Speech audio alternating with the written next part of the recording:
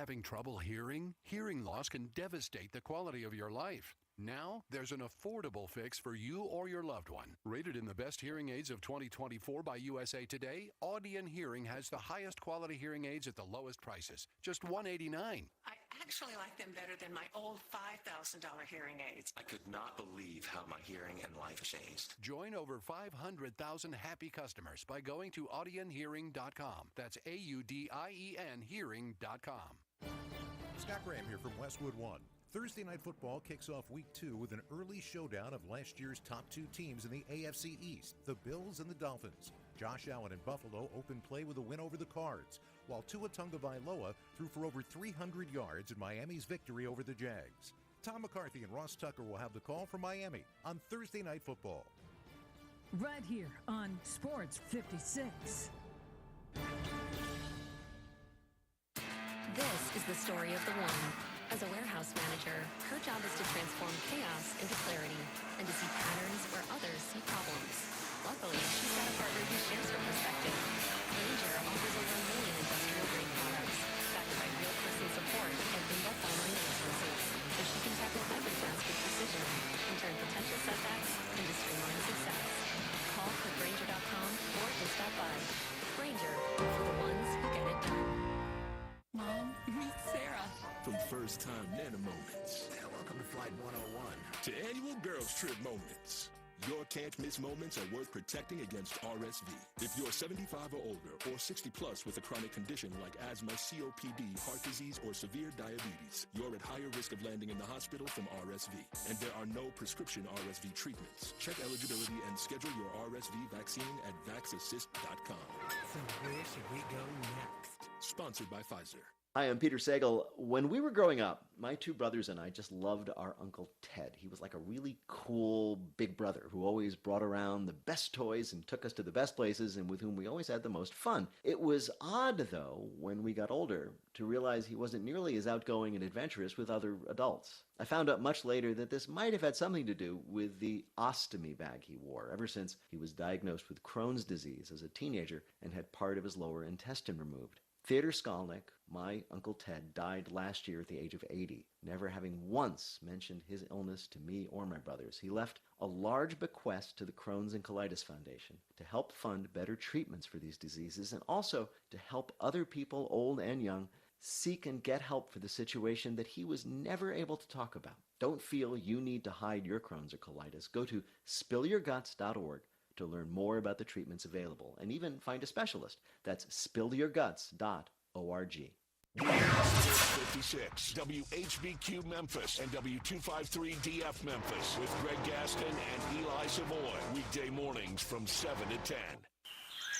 It's time to get up and get your day started. Morant. A jawbreaker! It's Sports 56 mornings with Greg Gaston and Eli Savoy on Sports 56 and 98.5 FM. The first hour of Sports 56 morning is brought to you by the Big Green Egg. Now, here are your hosts, Greg and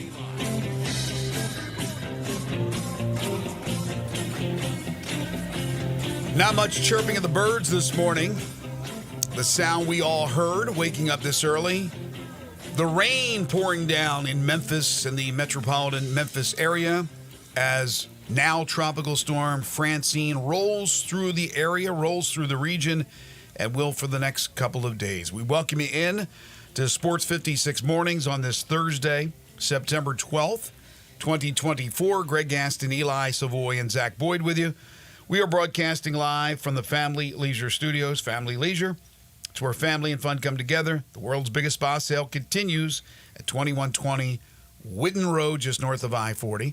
And the first hour of the program brought to you by the Big Green Egg. It's currently 67. It's only going to get maybe a degree or two warmer. We got the storm rolling through. The storm that blasted Louisiana last night and is rolling up through Mississippi after hitting Louisiana very hard, and then will continue north. Very windy today. Steady rain. Rain may be heavy at times, especially in the morning. 2 to 3 inches of rain expected. Could be local flooding, so be careful where you're driving your automobile. Tonight, 65 degrees, rain early, then remaining cloudy with showers overnight.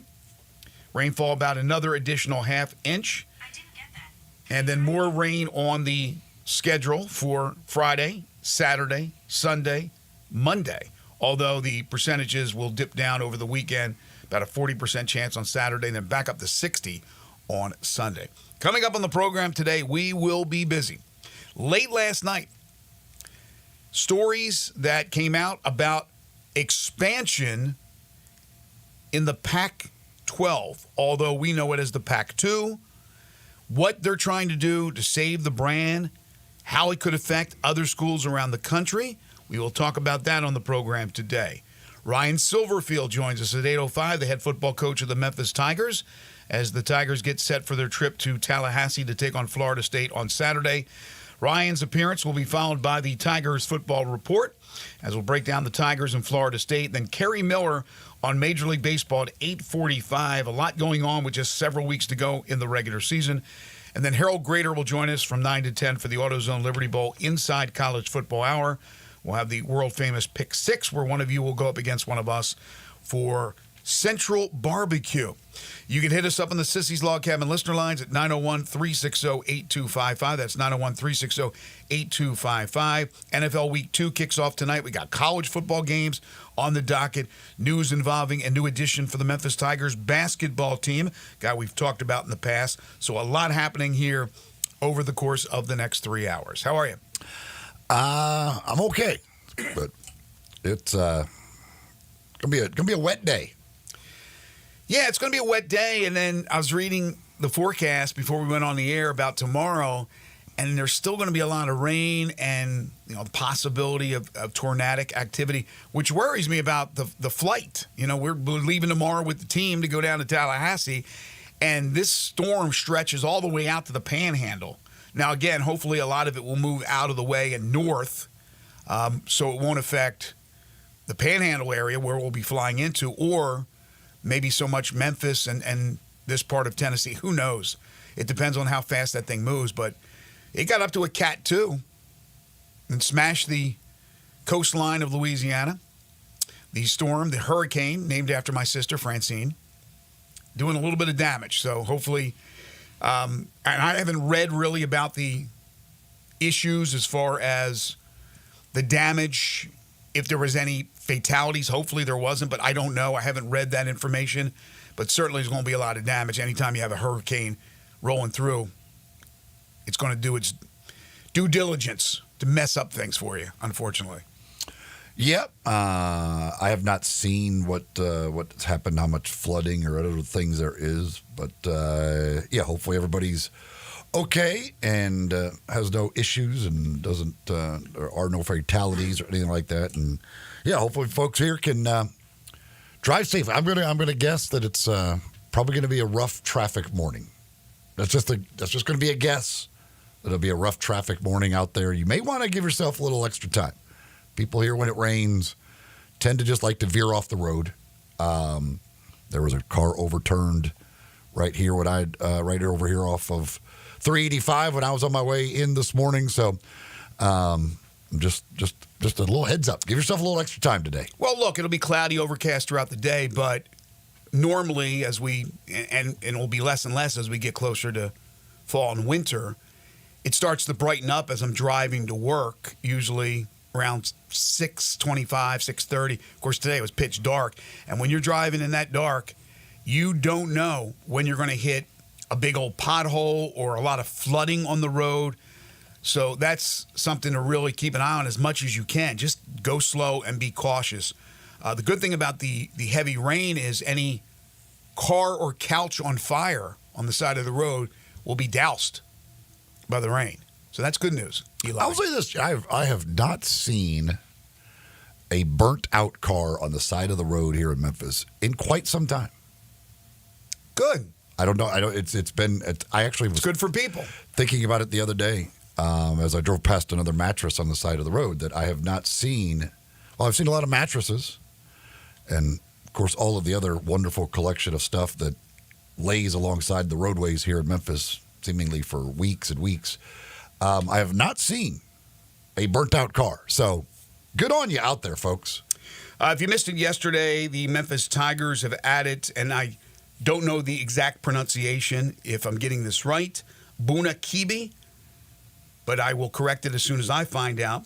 This was the gentleman I had tweeted out after we got some good information that he was leaning toward Memphis, and he does indeed, according to reports, join Memphis just in time before the deadline because school has been in session for a while. But he is a junior college player from Gillette Junior College, 6'10 forward, rim runner, rebounder, not some outside shooter. He's from Senegal, so in Africa, where he was born, now joins Memphis. Moussa Cisse, I believe, also was born in Africa. And then they have Tyreek Smith. So this is an additional big for the Tigers. And I thought they really did need an additional big man. Of course, they have Dane Danger, who is more an overall talent, a guy who could shoot the basketball, step outside, drive to the hole. You don't get that with Cisse. You don't get that apparently with Kibi. And Tyreek Smith is certainly more known for his rebounding and his physicality and all that. So a good pickup there for Penny Hardaway. Some positive news, again, according to reports, but some positive news after the last week being crazy with negativity. Maybe some other stuff that's happening here soon for Memphis. So we'll keep you abreast with what's going on with the Tigers and Tigers basketball. But the big story that happened or is in the midst of happening but came out last night, I was in bed, quite honestly. So I woke up this morning to this news. I think first reported by Ross Dellinger. Chris Vanini, friend of the show, has written about it. And in a nutshell, the Pac-2 as we know it, but the officials of what was known as the Pac-12 still hope to keep that brand alive. And to do so, they have to add teams. They have to get to 8 just to have the minimum amount of teams or schools to qualify as an FBS conference. But who knows what they're looking at when it's all said and done. To try to get back their status as a power conference, one of the granddaddies, autonomy, all that stuff. So, according to these reports, the Pac-12 targeting Boise State, San Diego State, Fresno State, Colorado State for expansion. Chris Vanini reported yesterday that an announcement could come as soon as today. He also said by adding the top 4 targets to create a core, the further needed expansion could then go a few different ways on a quicker timeline. Again, 4 you add to Oregon State and Washington State. Captain Math tells you that's 6. They're still 2 short of the number. I'm thinking, is there a possibility that in the end, the Pac-12 wants to do basically what every other power conference has done and expand throughout the country? And if so, maybe add 6 east of the Mississippi, maybe 6 on the eastern seaboard. I don't know. I'm just thinking out loud and how that could affect further movement. We know there's the ACC and the teams that are not happy. I don't think of them as targets for the Pac-12. I think the ACC is still a better situation than that. But who knows? Again, when you have the brand, you're going to be certainly a shell of yourself, but it still could be something that's appealing to networks and could be appealing to sponsors, FedEx. So who knows what will happen? Now, I can tell you this. There is the response. I got to find this response from, here it is. This is Mountain West Commissioner Gloria Navarez on the possibility of losing these 4 members. The Mountain West Conference is aware of media reports regarding the potential departure of several of our members, and we will have more to say in the days ahead. All members will be held to the conference bylaws and policies should they elect to depart. The requirements of the scheduling agreement will apply to the Pac-12 should they admit Mountain West members. Our board of directors is meeting to determine our next steps. The Mountain West has a proud 25-year history and will continue to thrive in the years ahead. According to reports, Eli, it would be a $17 million exit fee for every school in the Mountain West, leaving to go to the Pac-12 or Pac-2. and then an additional 10 to 12 million more in penalty fees. So you're looking at right around $30 million for these schools to exit the Mountain West, to go to, again, a conference that is a shell of itself, and right now is not even a conference. So we talked about this when the Pac-12 dissolved and why it didn't make sense for those Mountain West teams to go there. But I guess that brand is still strong if indeed these reports are true, that they want to enhance their opportunities, maybe with a bigger payday through network deals with that brand, with the Pac-12 brand, even though Oregon and UCLA and USC and Washington are gone and others are gone. Yeah, it's this was news that I was not expecting to hear. I mean, I guess those schools believe that getting into the Pac whatever number and getting away from the lesser Mountain West schools will lead them to more money in a TV deal. Certainly, I guess there's no guarantee of that. But they are betting on that being the case. And, yeah, the Pac-12 rising from the ashes. Didn't see this one coming. I just didn't see why. And I don't know what the Pac, again, whatever number will be to TV networks and how much money they will make. This will be what other schools they add. Do they just go grab a couple of more Mountain West? Do they try and go elsewhere? I don't know. I think it would be hard to convince a whole bunch of schools to come join you because, again, it's to me, you're joining the Mountain West. Like if you're basically joining the Mountain West.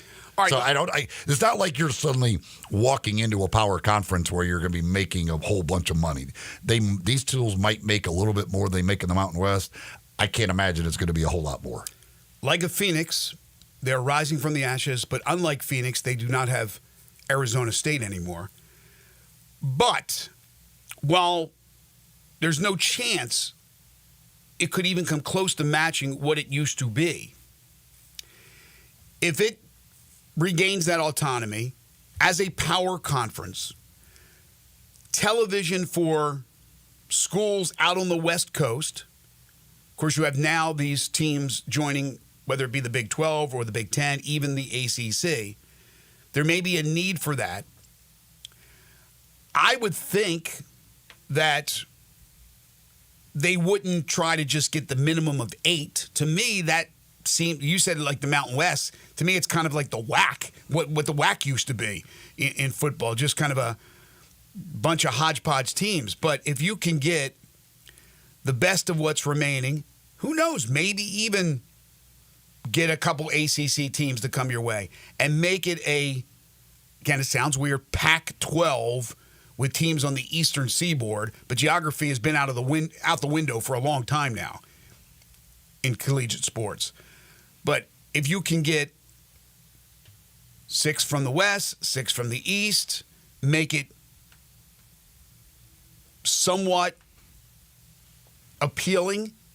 But why are you joining? Like you really think there's going to be that much more money from some team from the East? Like, I don't know. Getting? I don't know. But that's the question. Could there be? There's the possibility it could be. It's not going to be. We're not talking about SEC money, Big 10 money. We're not even talking about even close to Big 12 or ACC money. But it could dwarf the American. It could be double, triple the American. Who knows what it could be? So all I'm saying is, and it's not like that hasn't been talked about before, about when the Pac-12 was dissolving. They're trying to save the brand. Would it be interesting to have South Florida, Memphis, 6 from the eastern part of the east of the Mississippi with a huge sponsor like a FedEx and have that be maybe somewhat appealing to a network, whether it be Fox, whether it be ESPN, who knows, maybe one of these these new streaming services, I don't know. But if it's beneficial financially and you're considered a power conference, then it makes sense for anybody in the group of 5 to do it. Now, if the finances, if the payouts are somewhat equivalent, then it doesn't make any sense because of the expenses that you will incur from having to play schools back or out west and vice versa and things of that nature. Travel, accommodations, all that would be much more. The expenditures would be much more. But it's just a thought. They're not saying that. I'm just thinking out loud which way they can go. Again, they may be looking at bare minimum, let's get to 8 and be back to, again, Pac-12, but that may be the way they're going.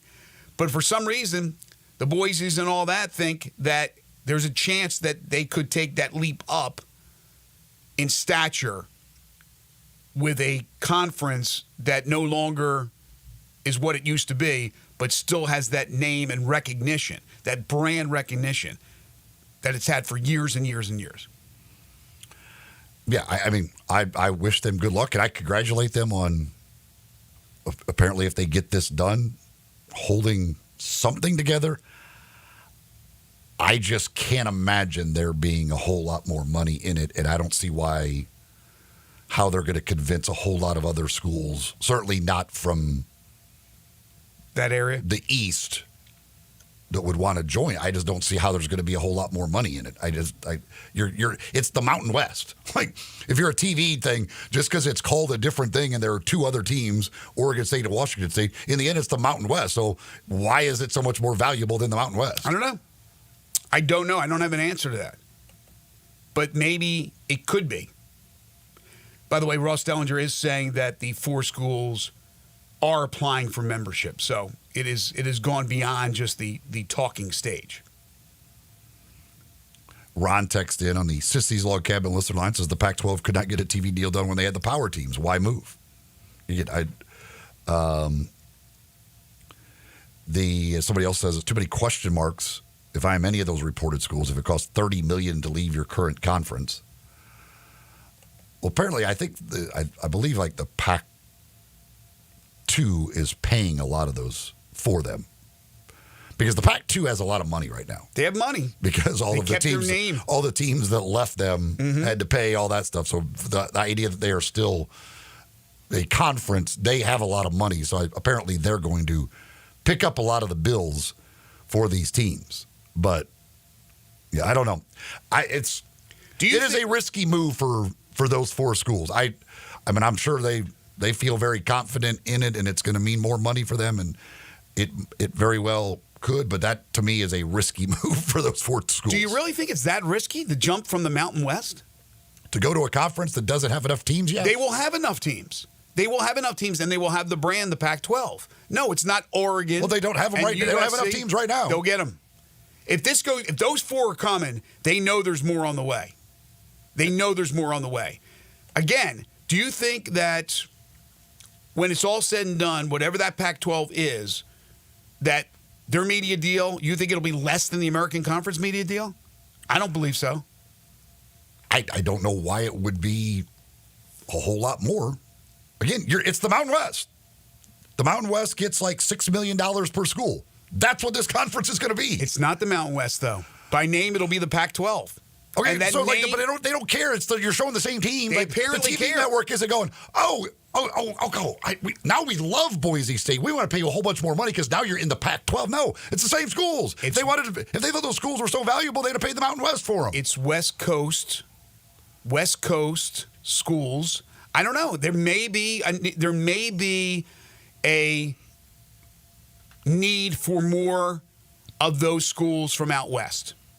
And whether or not they're playing schools from the East, again, that's something. That's just, again, that's not in the report. I just threw it out there. And again, I don't believe Clemson and Florida State are trying to get out to go to the friggin' new look Pac whatever. But, again, an assembled conference of 12 teams, 6 East, 6 West. Is it appealing to a network? Is it appealing to sponsors? I don't have the answer. But obviously those 4 schools from the Mountain West feel they could do much better when it's all said and done with the return of the Pac-12. A really interesting story. Tonight, college football, Arizona State, one of those teams that departed the Pac-12 to go to the Big 12. They'll take their 2-0 record into Texas to take on Texas State. So Texas State coming off that mauling of UTSA, 2-0, certainly a threat in the group of 5. Get to play them at home. So we'll see what Kenny Dillingham and company can do in that one. Northwestern State 0-2 at South Alabama 0-2. That's the 2 tonight.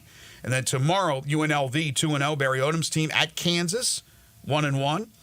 And number 20, Arizona, they're 2-0. They'll play at number 14, Kansas State. They are 2-0. That's college football the next 2 days before the big schedule on Saturday, which will include the Southern Heritage Classic with Arkansas Pine Bluff and Tennessee State. Obviously, the limited capacity at Simmons Bank, Liberty Stadium for the next 2 years for Fred Jones and company. But it will be well received, as it always is. There'll be a great fan base there representing the two schools, but also just people that want to enjoy this football classic, which has been around for a long time. I do believe, though, in time, Jackson State will return. I'm not sure how long the contract is with Pine Bluff. Pine Bluff's a really bad program, but I think sooner than later, I guess we could ask Fred Jones this, you'll see Jackson State and Tennessee State go at it again. This side of the program is brought to you by the Big Green Egg. Not exactly grilling weather today. Not tonight. But hopefully here, after this moves through, we get some nice weather for the weekend, and you can get out there, cook it on the grill, getting ready to watch some college football with whatever it is that you want to grill up.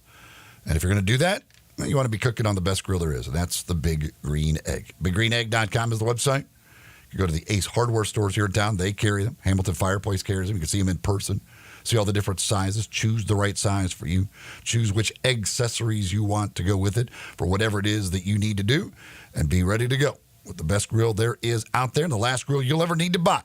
And that is the Big Green Egg. All right, we'll take our first time out. When we come back, more college football news. We'll get into the NFL as well as Week 2 begins tonight. And a lot of baseball news from yesterday as well. This is Sports 56 Mornings with Greg and Eli on Real Sports Talk, Sports 56 and 98.5 FM.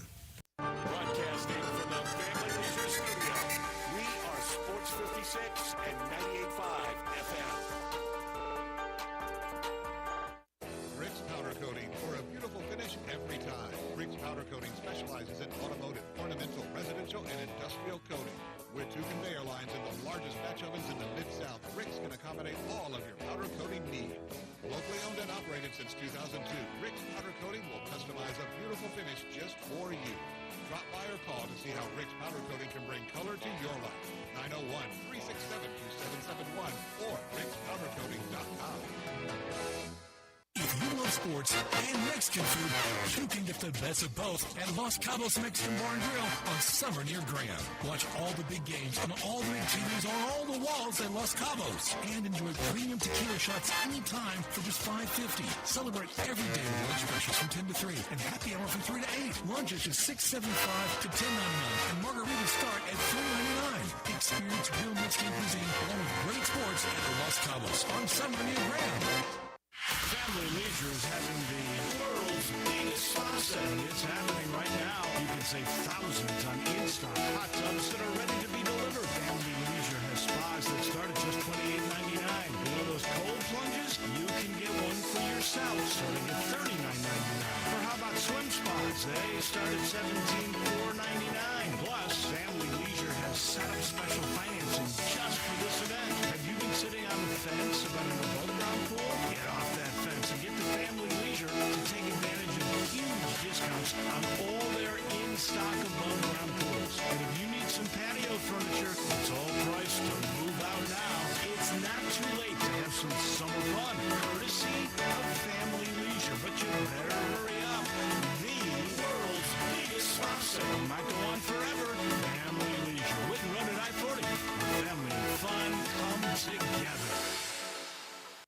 This Rebel Yell is back.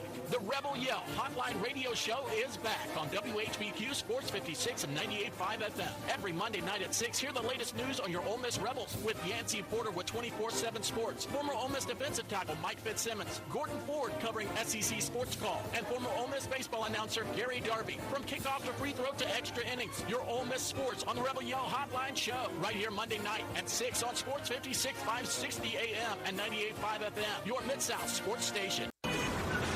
Sports 56 traffic.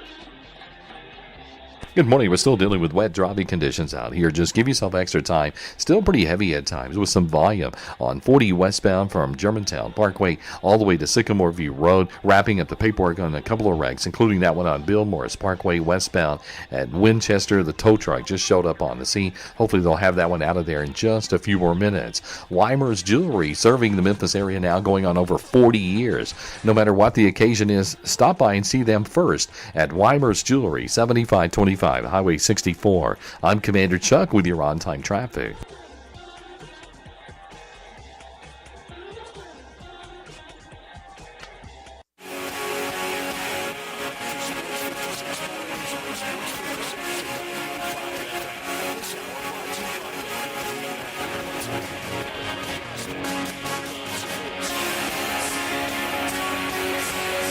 Welcome back, everybody.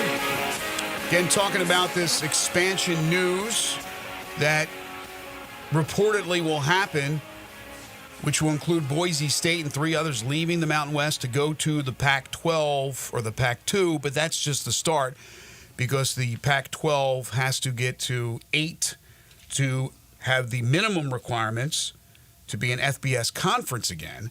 And then who knows where they go from there. So we've been talking about the possibilities, maybe plucking some teams from the East, having this transcontinental railroad type thing where they have teams on both coasts, which seems to be the chic thing in sports. So if you want to comment, hit us up on the Sissy's Log Cabin listener lines at 901-360-8255.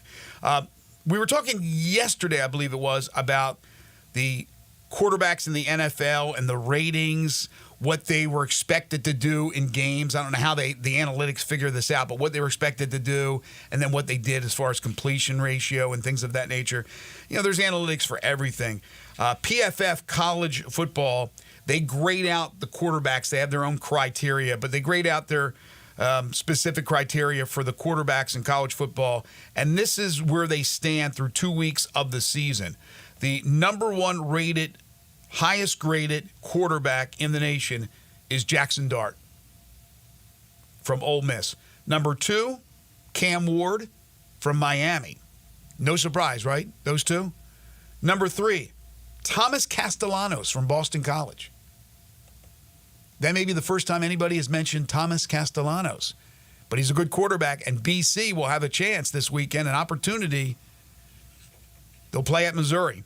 Big opportunity. Number 4, Hudson Card from Purdue. They'll have an opportunity. They play Notre Dame. He started at Texas, correct? Yes.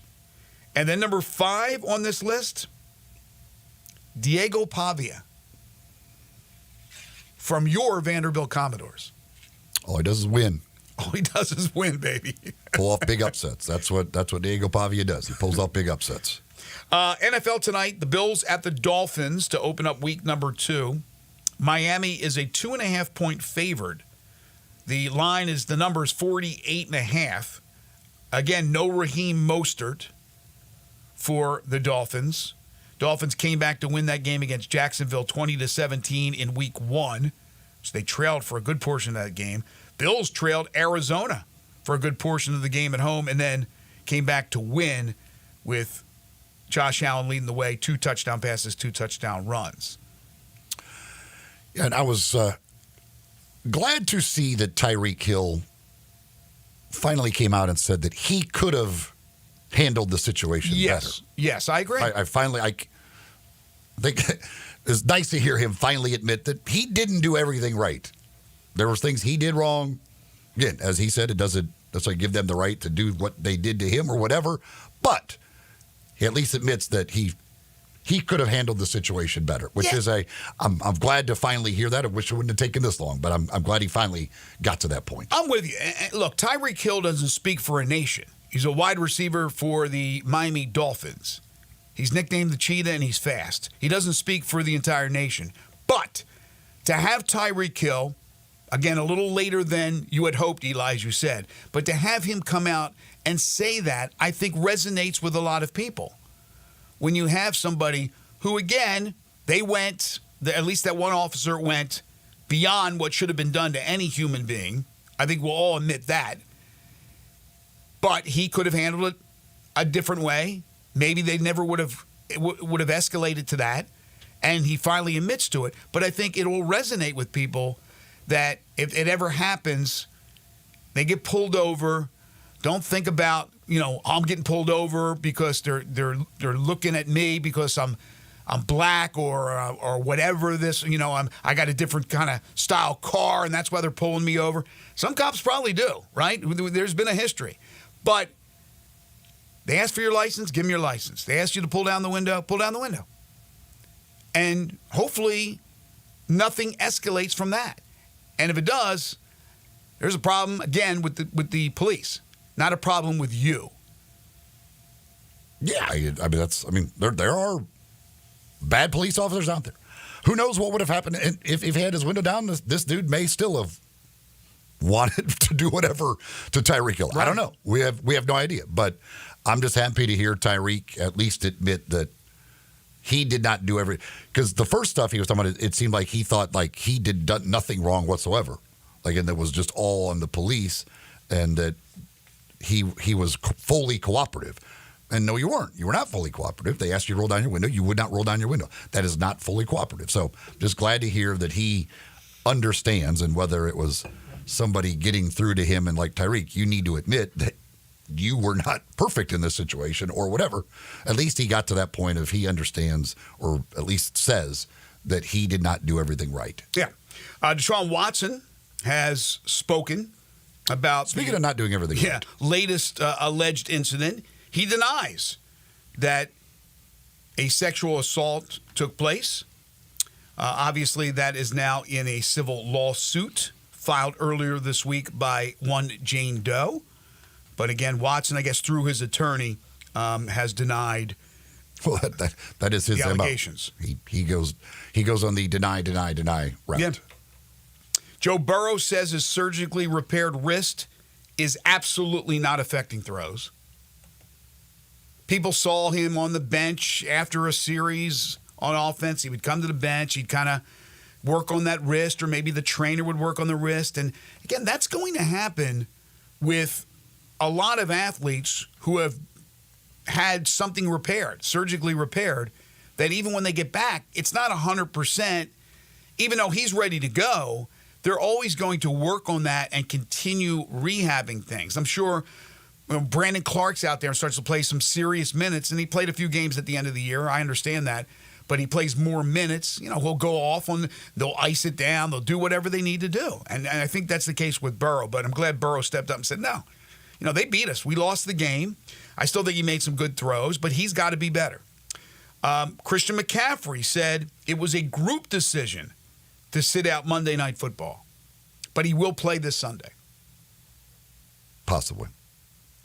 He said he'll play this Sunday. We'll see. Well, he thought he was going to play last Sunday. He did, but it was a group decision. Or last Monday. So was he involved in the group decision? So he might think he's playing this Sunday, but what's the group think? But how about the guy who backed him up? What a job he did. So I'm not saying that guy is Christian McCaffrey, but a pretty good job in his stead with McCaffrey out game one, the San Francisco 49ers knocking off the New York Jets. Marvin Harrison Jr. said Wednesday that he found himself getting frustrated during Sunday's loss to the Bills in his first NFL game. The number 4 overall pick had one catch for 4 yards, was targeted 3 times. Yeah, that was probably the most surprising thing as far as rookies go from week 1 of the NFL, is the fact that he was just not involved at all in their offense. That shocked me to see what his numbers were. And I don't know. I didn't watch the game. I don't know all that. But it was just, I thought he would come in and literally from week 1 be fantastic and be like one of the focal points of that offense. And to see him only get one catch in week one, really surprising. Some guys who have been banged up and missed a little practice include Kyler Murray, the quarterback for Arizona. Not sure what his status is for this weekend. I think he's expected to play. Kenneth Walker from Arlington High School. We talked about his great performance in week one for Seattle. Also missed practice yesterday for the Seahawks. But again, I don't think it's anything too serious. Speaking of injuries, Ravens linebacker Kyle Van Noy ripped the Chiefs' medical staff for a lack of urgency after he suffered an eye injury in Thursday's season opener, calling it unacceptable and unprofessional. Quote, I was disappointed in the way the training staff of the Chiefs handled the situation. I was supposed to see, I'm not even ophthalmologist, and they took an entire quarter to get down to talk to me in the locker room, which to me is unacceptable. The Chiefs had no comment on Van Noy's remarks. I mean, you have your own medical staff with you, but you don't bring, I'm sure, an ophthalmologist on the road. And there are things when you have to go on the road as a team, whatever sport it may be, that you're dependent upon the other team's medical staff, especially if there's if you can get x-rays in the locker room when you're a visiting team, you will do that, and that staff will obviously walk you through it and take care of that. I don't know. It's crazy to think there's an ophthalmologist. I guess they got to have something for everybody, but it's crazy there'd just be an ophthalmologist hanging around. Is there an optophthalmologist in the audience? You have to have a specialist for, I don't even know how many doctors I wonder. I have no idea how many doctors are at an NFL game for whatever injury might come up. 2 days after Matt LaFleur said he wasn't closing the door on Jordan Love possibly starting Sunday against the Colts, the Packers coach was given the opportunity to shut the door completely. He did not, according to reports. I'd say it's pretty open, LaFleur said. Love did not practice, however. So don't expect... If Jordan Love plays this week, it's a miracle. It's a miracle. It's a miracle. There's no way he's playing this week. Now, maybe, I don't know. Can they say 3 to 4 weeks? Like, this isn't something, so could he do it in 2 weeks or whatever? Possibly. There's no way he's playing this week. If he played for the Grizzlies, what would the email we would receive? It would be Jordan Love. If he played for the Grizzlies, his return would be like 2027. That'd be the next time we'd see him. Jordan Love is out 4 to 8 months. He will be reevaluated at that time. Further information will be available at that time. But Jordan Love, I don't expect him to play whatsoever. Folks, if you want to play basketball to a higher level, you want to become a better shooter, better all-around player, Shoot 360 Memphis is for you. For young kids playing basketball, just learning the game, they have instructors to help you. For advanced students, high school players, college players, adults as well. They have leagues as well at Shoot 360 Memphis, and now they have the Cordova location open. I was there for the official grand opening on Sunday. Fabulous place. Newly renovated 50,000 square foot facility with 2 NBA regulation size courts, 3 high school size courts, 4 shooting bays, of course, with 360 technology. Memberships now on a monthly basis. You can become a member at both the Collierville and Cordova locations. So whether you're an aspiring young talent, an NBA player like Steph Curry who uses this system, you're just looking for a unique workout, all skill levels are welcome at Shoot 360 Memphis to learn proper shooting and passing techniques, improve fundamentals, and gain a competitive edge. Great instructors, really good people there. Go there and take a tour of one of the facilities. I guarantee you're going to fall in love with it. And again, a monthly membership, you only have to commit for 1 month. That's pretty good. So give them a call at 901-779-3176, 901-779-3176. Stop by either location, or you can sign up online at Shoot 360 Memphis. The future of basketball training is here at Shoot 360 Memphis. You're tuned in to Sports 56 Mornings with Greg and Eli on Real Sports Talk, Sports 56 and 98.5 FM. Be sure to follow us at Sports 56 WHBQ on Twitter, Facebook, Instagram, and YouTube to watch live video of our shows. Stay up to date with station events and have chances to win prizes. Don't miss out on anything that's going on. Follow us at Sports 56 WHBQ. So you need to sell your house? I have the solution. Call 901-406-1101. That's 901-406-1101. Call my buddy Bill and I buy houses. Any house, any area, as is. It's literally as simple as that. Just pick up your phone. Call 901-406-1101. That's 901-406-1101. Call my buddy Bill and I buy houses. Guaranteed to close in 5 days. If you need to sell your house fast, call Bill at 901-406-1101. That's Bill at I buy houses. For life's spectacular moments, only a real diamond will do. At Sissy's Log Cabin, you'll discover a brilliant selection of natural diamonds, along with our promise of unmatched quality and service. The only real diamond is a natural diamond from Sissy's. Find yours when you stop by any of our 6 locations or shop online at sissyslogcabin.com. Discover the natural diamond of your dreams only at Sissy's Log Cabin, because life's too short for ordinary jewelry. Everyone needs protection, whether you're on the field or on the road, so make sure you have the best. Bob Simpson State Farm Insurance can buckle you up with auto insurance, can back you up with life and health insurance, cover your business whether it's starting, growing, or maturing, and don't forget to insure your home, no matter if you're an owner or a renter. Like a good neighbor, State Farm is there. Call Bob Simpson today at 901-381-1233 or go online and get a free quote at bobsimpson.org. Stay protected with your good neighbor, Bob Simpson. Locally owned and operated for over 40 years, Automatic Gates Construction tailors custom gate solutions for all your residential, commercial, and industrial needs, including repairs, maintenance, and installation. Automatic Gates Construction specializes in designing and installing automatic gates and fencing that seamlessly blends security, functionality, and aesthetic appeal. Elevate the safety and efficiency of your property with a premium gate solution. Automatic Gates Construction at myautomaticgates.com.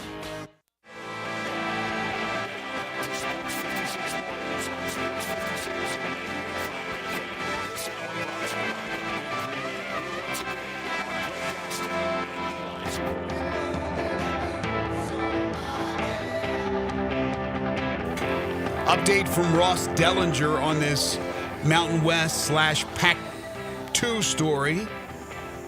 He says all 4, Boise State, San Diego State, Fresno State, Colorado State, are all expected to accept as soon as this morning. So now that would give the Pac-12 6 teams. They need to get to 8 by 2026, again, to become an FBS conference. That's the minimum to qualify. What it does to the Mountain West, it drops the Mountain West from 12 to 8.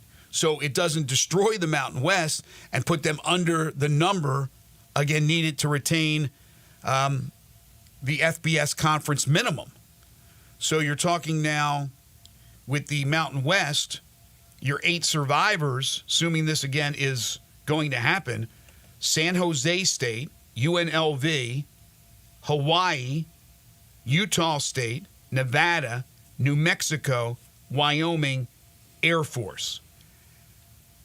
So maybe it's just a warning shot, not really a warning shot, but a shot through the bow where the Pac-12 says, all right, thank you for scheduling our games with Washington State, Oregon State this year, but now, the big boys got to put their big boy pants on, and we're taking teams from you. And right now you're cool, but we may be taking more from you.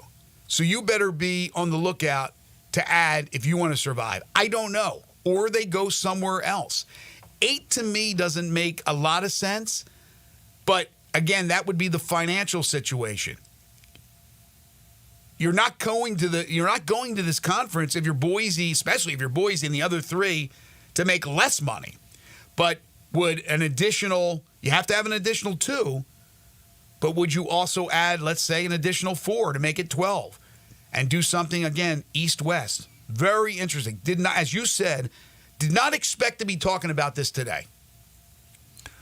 That's kind of the way that most of the conference realignment goes, though, is the stuff comes out of nowhere. Right. Texas, Oklahoma came absolutely out of nowhere. And then the moves with Oregon and Washington, like all these, like generally it's like with all the reporters and all the work they do and everything else, like the stuff seems to just happen out of the blue when we weren't expecting it. I'm stunned that they're able to, I guess, appear at least on track to resurrect this conference. Now, the question will become from the, I would assume the Pac-12, let's pretend it's still named that regardless of the number of teams. Let's just call them the Pac. I'm tired of throwing that number up there. The Pac. They're not going to get an automatic bid into the college football playoff. So does the playoff? Not next year, but who knows? At any point, I don't think they will be an automatic qualifier spot. Yeah, but they have to redo the contract for 26 and beyond. I get it. I'm just saying, with the teams they're going to have, I don't think they're going to be like, no, you guys get a spot. So if it stays as the kind of thing they have right now, where it's just the top 5 conference champions, but those Power 4 are getting a spot, now you have another conference that is a little bit better because you're adding Oregon State and Washington State into it theoretically. That the American Conference would be competing with for that group of 5 or group of 6 spot. Yeah. Is there a return policy when it comes to leaving your conference? Because Matt Norlander tweets out, Stanford and Cal need to double back. It makes little sense for them to remain in the ACC if the Pac-12 can be resuscitated. And he's right. But again, you've left, you've paid your penalties or whatever it was, your exit fees, and now all of a sudden, I don't know what the language is in the contract. Well, I assume they're tied to the ACC, just like the other schools are tied to the ACC. Well, that's why I was kidding when I said, a return policy as far as changing conferences. But that's interesting because if you were able to get Stanford and Cal back, now you have 4 of your original Pac-12 schools, and you get to 8. Again, still not that appealing, like you said, to give them an automatic. But there is a new contract that has to be done. That's why these things are moving now. Because we have a 12-team playoff only on paper through 2025. 24 this year, 25 next year. And then I'm sure it's going to be 12 or more starting in 26, but they have to do a whole new contract. And things can change. So we'll see where it goes from here. But again, how it could affect other schools. I would love to see this ACC come to a head, but it doesn't seem like that'll be anytime soon with all the lawsuits and things that are going on there and that media contract that's another, 12 years? Is it 36? A texter on the Sissies Log Cabin listener line says, Memphis, join the Pac-12. The Big 12, ACC, SEC, and the Big 10 do not want you. Got a text that said, I think if I were Memphis, and again, this is not an option right now, but who knows, just thinking out loud, I would join the Pac-12 because if the ACC falls apart, it would enhance Memphis's chances if the ACC and Pac-12 merged, considering our location. You know what's interesting? I still go back to Richard Smith, FedEx, Fred's son, runs the show, great guy. Had a chance to finally meet him in person at the FedEx St. Jude Championship. He was on with Wolo when the whole stadium renovation thing, the gift from the Smith family, everything was happening. And he had Richard on. And they talked about expansion, getting into a power conference. Richard has priorities, and that's FedEx. But he said, I got some things up my sleeve. I remember him saying that. I got some things, we got some things up our sleeve. FedEx can dictate a lot. I'm just, again, thinking out loud. That's a great chip to have.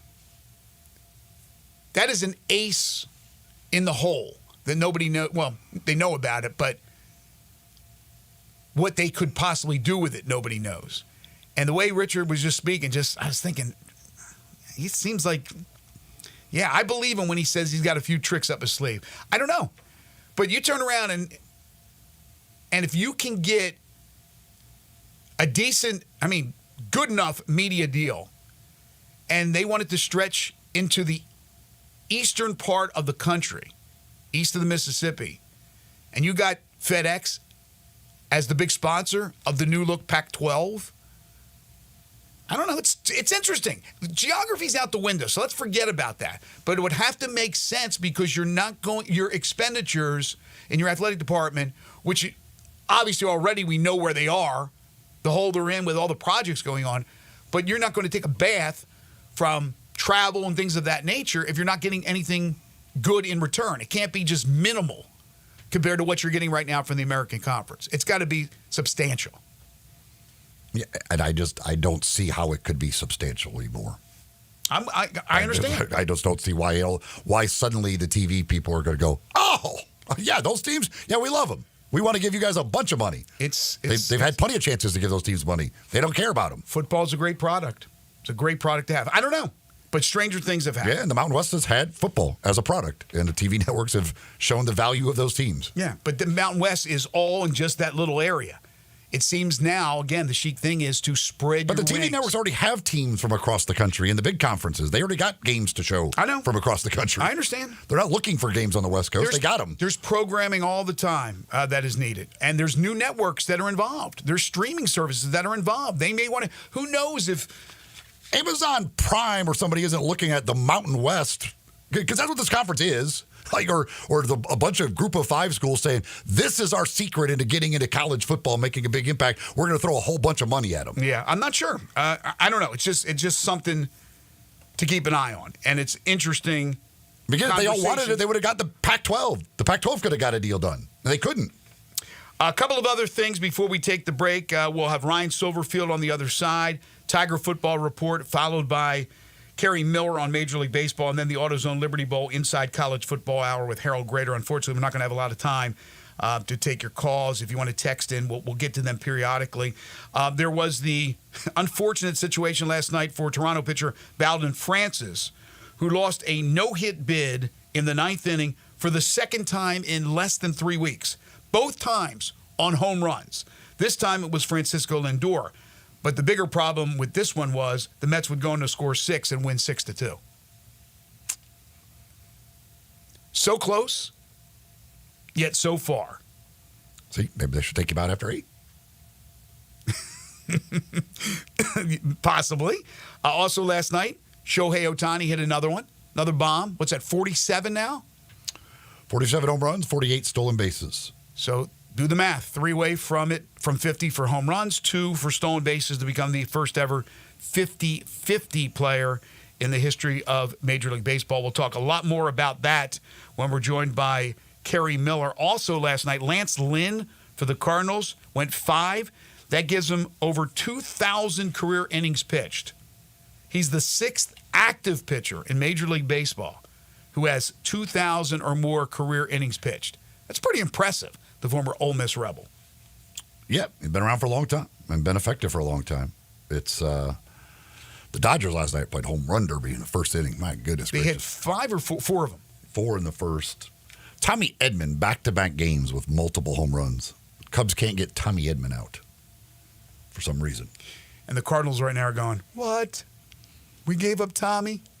Of course, when he was with the Cardinals, he killed the Cubs too. Like the Cubs just have problems with Tommy Edman. I don't know why that is, but yeah, they roughed up the Cubs in the first inning. Although the Cubs then came back and actually had a chance to win the game, but the bullpen blew it late. Folks, if you're thinking about getting engaged, you need that perfect engagement ring, head on over to Genesis Diamonds. Check out their amazing selection from all the top designers. They've got those top-of-the-line designers that every woman knows about. You probably don't know about them, but the women know about them. You know, the names like Tacori, Verragio, and they go on and on. Those are the top designers out there. And when you go to Genesis Diamonds, you're going to find all of it. You're going to find them, and you're going to find the latest, the newest, the hottest stuff from these top designers. Plus the amazing selection of diamonds, whether it be natural diamonds, lab-grown diamonds, every size, every shape, whatever. All the different cuts. Anything you're looking for, they're going to be able to take care of you. You're going to get a great price, great service, an amazing selection when you go to Genesis Diamonds. You're going to find a world-class ring that she'll be proud to wear and get a great value as well. They've got something for every budget over there. Genesis Diamonds, Poplar, and Perkins Extended. When we come back, we open up hour 2 with the head coach of the Memphis Tigers football team, Ryan Silverfield. And then we'll have the Tiger football report as the Tigers get set to take on Florida State Saturday in Tallahassee. You're tuned in to Sports 56 Mornings with Greg and Eli on Real Sports Talk, Sports 56 and 98.5 FM.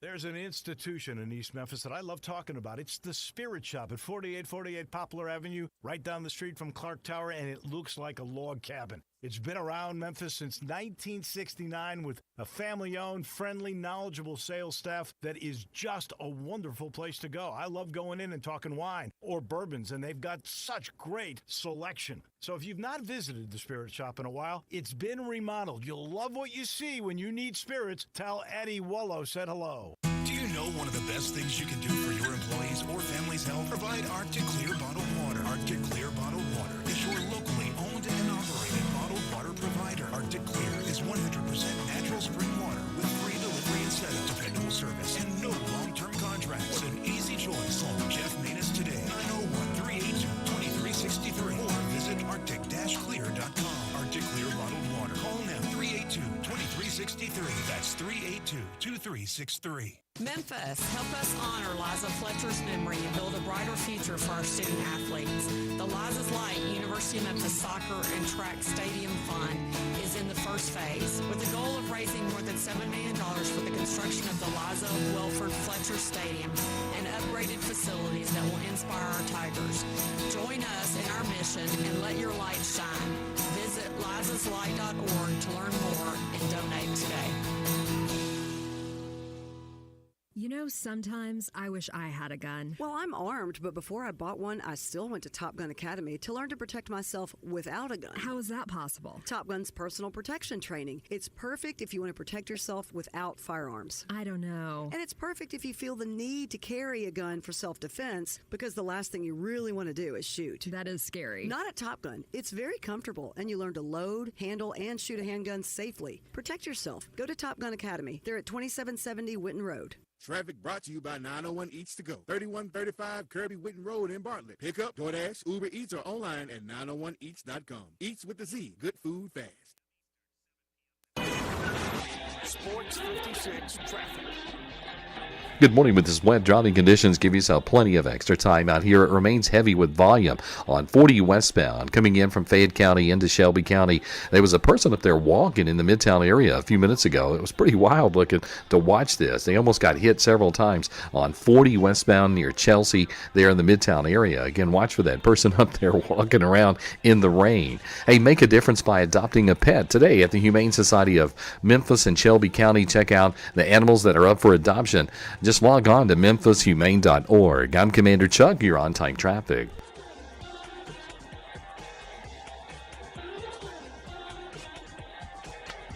Sports 56, WHBQ Memphis, and W253DF Memphis with Dave Woloshin, weekday mornings from 10 to 11.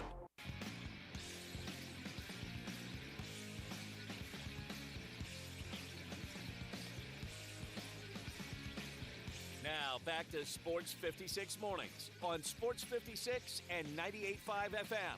This hour is brought to you by James Gaddis Jewelers. To reveal the full spectrum of dazzling color. Here once again, Greg Gaston and Eli Savoy.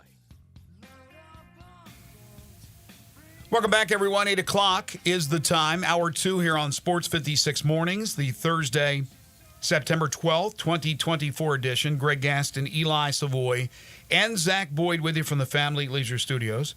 Family Leisure, where family and fun come together. 2120 Witten Road, just north of I-40.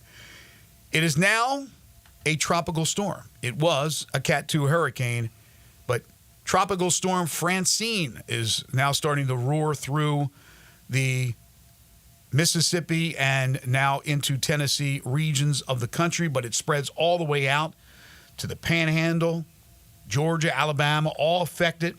We are affected here with heavy rain and winds, flooding, possibly a wind advisory in effect.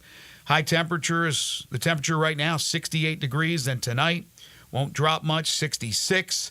Rain early, then remaining cloudy with showers overnight, kind of a second round. Chance of rain at 100%. And that rain, in addition to a couple of inches today, could be another half inch to an inch tonight. And then more rain in the forecast for tomorrow. Hour 2 of the program brought to you by James Gaddis Jewelers. They are your family's jeweler, 4900 Poplar between Mendenhall and St. Nick. Saturday is the big anniversary sale at James Gaddis Jewelers. You may have heard Jay Gaddis on with us earlier in the week. Everything in the store, 20 to 60%. It's the largest sale they've ever had, the biggest sale they've had in their history. And they've been around a long time. They've been serving Memphians in the jewelry business for over 50 years. They started out on Summer Avenue. They're now at Poplar Avenue, as I said, 4900 Poplar, and they're celebrating over 25 years there. So 20 to 60%. If you're looking to get early Christmas presents, if you were definitely in the market for a watch or a pair of earrings or a pendant or bracelet, and of course, engagement rings and wedding rings and personally designed wedding sets, this is the time to go to James Gaddis Jewelers because of this amazing sale. Again, this Saturday. All day, everything on sale from 20 to 60%. James Gaddis Jewelers, your family's jeweler, 4900 Poplar Avenue. The University of Memphis has announced pretty special night for the men's and women's basketball programs. It is the inaugural Hoops for St. Jude Tip-Off Classic. It'll be October 15th at FedEx Forum. It will feature the men's team taking on North Carolina at 6 o'clock, followed by the women's team taking on South Carolina at 8:30, with the, of course, benefiting St. Jude Children's Research Hospital. Yeah, it is something that has been in the works for a while. It's fantastic. I love the fact now that these programs can play big-time programs and exhibitions. It's tough for the Le Moyne Owens, the Christian Brothers Universities, the Lane Colleges, because they don't get that payday of playing those exhibition games against Memphis. But for Memphis, especially with a new team, with a bunch of new players, everyone but one is new coaches, I think this is very, very important because you get to play in North Carolina. You also get to play Alabama in another charity game in Huntsville. And that's the most important thing, the charity aspect, the money in this case with the North Carolina game and the women playing South Carolina, which is a great tune-up as well. I mean, you're talking about one of the best programs in recent years in women's basketball in South Carolina, and Dawn Staley and Alex Simmons. They get to play them. So this is fantastic for both the men's and women's basketball teams and for St. Jude Children's Research Hospital and the beneficiary, obviously, of the money that they'll raise. So we'll give you more details as they become available as far as tickets and things of that nature. But that's certainly great. The two big exhibition games. Tickets go on sale this Saturday, 10 o'clock in the morning. You can go to FedEx Forum box office. I'm sure there will also be a link that you can go to gotigersgo.com to be able to get those tickets. But they do go on sale this Saturday at 10 a.m. For that event. Any word on the pricing of those tickets? Is it different than what would be a regular season ticket? They don't say anything about the prices. Okay. It is time to talk some Tigers football with the head honcho, head coach Ryan Silverfield. It's time to talk Memphis Tigers football. It's Sports 56 Mornings weekly visit with Tigers head coach Ryan Silverfield. Brought to you by ATC Fitness with 18 locations in Memphis and the Mid-South. Now, here's Coach Silverfield with Greg and Eli. It's the 2-0 Tigers, the 0-2 Seminoles this Saturday in Tallahassee, and he is the head coach of the Memphis Tigers, Ryan Silverfield. You can follow him on Twitter at @RSilverfield. Coach joins us now on Sports 56 Mornings. How are you this delightful, rainy, pouring, windy Thursday morning?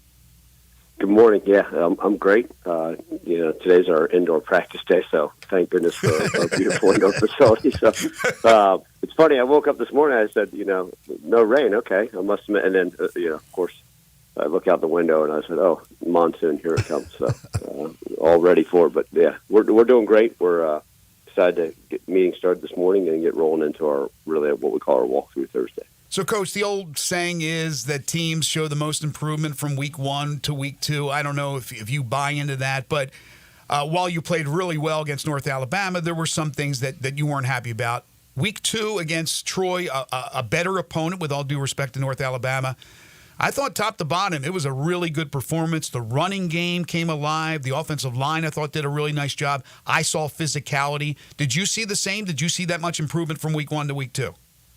Yeah, a decent amount, right? And as you know, all head coaches, even if you go undefeated, are going to be disappointed and say there's things to work on. Sure. But now, look, all said and done, yeah, there was some improvement. We said clear as day we need to work on, the run game and improve there. I thought the running backs were really hard. Still, obviously, things to clean up front on both sides of the ball, and that's going to be, I think, O-line, D-line, we're going to continue to press them for us to have success this year. They got to be on top of their game, but they did some good things. Obviously, the kicking game looked clean, and to me, obviously, that's a positive. And continue on the football, got to take away. So, some good improvements. But as we know, every week is a new season. We got to be even better this weekend. With the running game, obviously the news on Sutton Smith, what kind of expected out for the year, but Mario Anderson, has he been, I assume he's kind of been what you expected him to be so far? Yeah, absolutely. Look, I had high expectations for Mario, and I think the biggest thing is when you look at the transfer portal and you try to bring in the guys that are the right fit. There's some that have been ultra productive at their previous place, and he was one of them, right? So that's important. And then you look at others; it's a unique skill set, like Greg DeWosier, right? May have not had the gaudy stats at UMass, where fans like, "Wow, Ryan, what are you doing?" But you can't bring in, it's really hard to go bring in a bunch of starting running backs that or starters at every position with gaudy stats. It's not reality, especially quote unquote G5.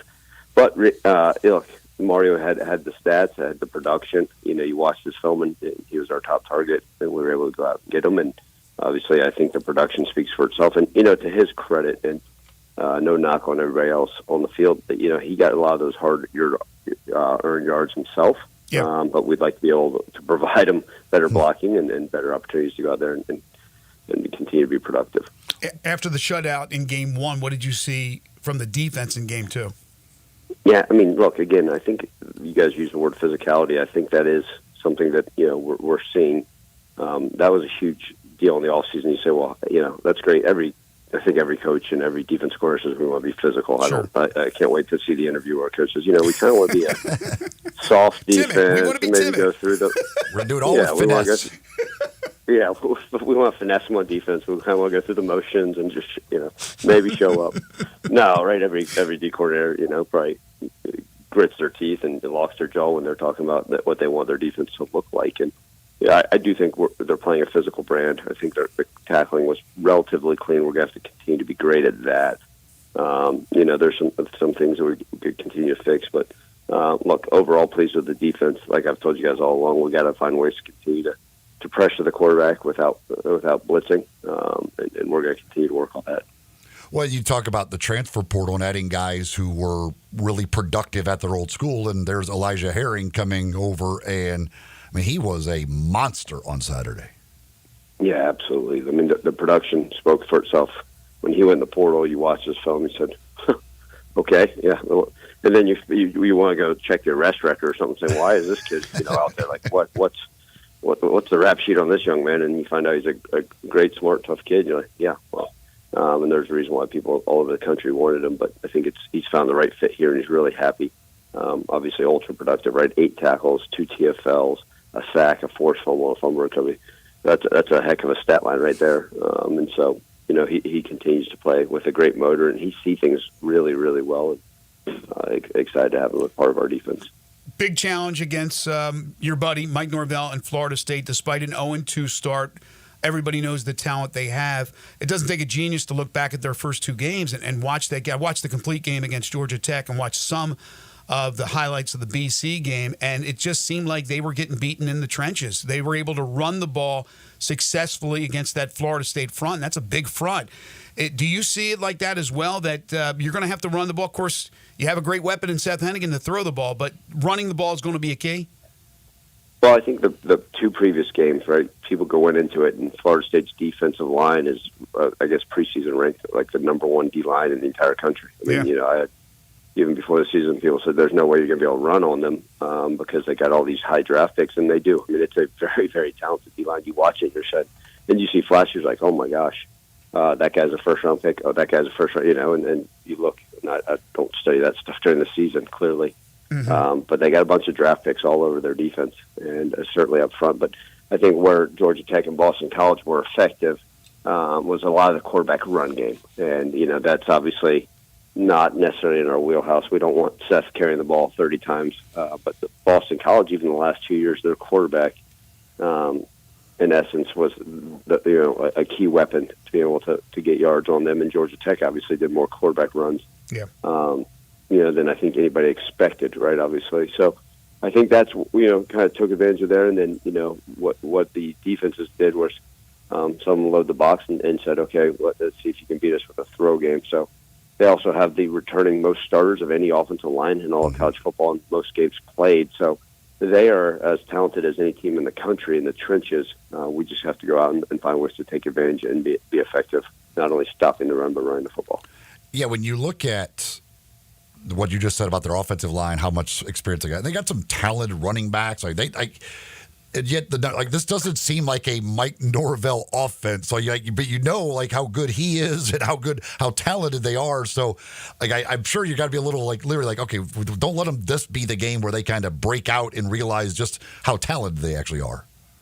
Oh, exactly. I mean, look, I don't think anybody looks at their and I mean it's a loaded roster. I mean, and they candidly, openly admitted about their the amount of money they spend on NIL to get players there and to retain players, and the amount of money they put in their defensive front and the O line to retain them. I mean, let's just call it what it is. It's a very, very talented team. Mike Norvell is a very, very talented coach. I mean, I said this, look, the guy won National Coach of the Year last year, right? It's not like we wake up and forget how to coach, even though I think a lot of fans think that happens to us week to week. You must have got hit over the head in the parking lot and forgot how to coach. No, I mean, I want Mike Norvell to have a lot of success, just not this Saturday, right? Like, let him figure it out on Sunday, but we know they're certainly capable, and you see flashes of that. You look at some things, and that's the way sometimes the ball bounces, right? We've been around years, even here when him and I were together, where, at 2018, I always go back to that year, right? We were 4-4 and had more NFL talent on that field than we've ever had, and I always say, well, part of me, that's me to blame. Like, Missouri ran through our offensive line that year, and crushed us. So he'll get it figured out. I just hopefully not anytime soon. And there certainly are. They're very, very, very, very talented. The first time you met him, I assume, was the first time you coached together at Arizona State in 2015? Yeah, so, everybody says, how did that relationship come about?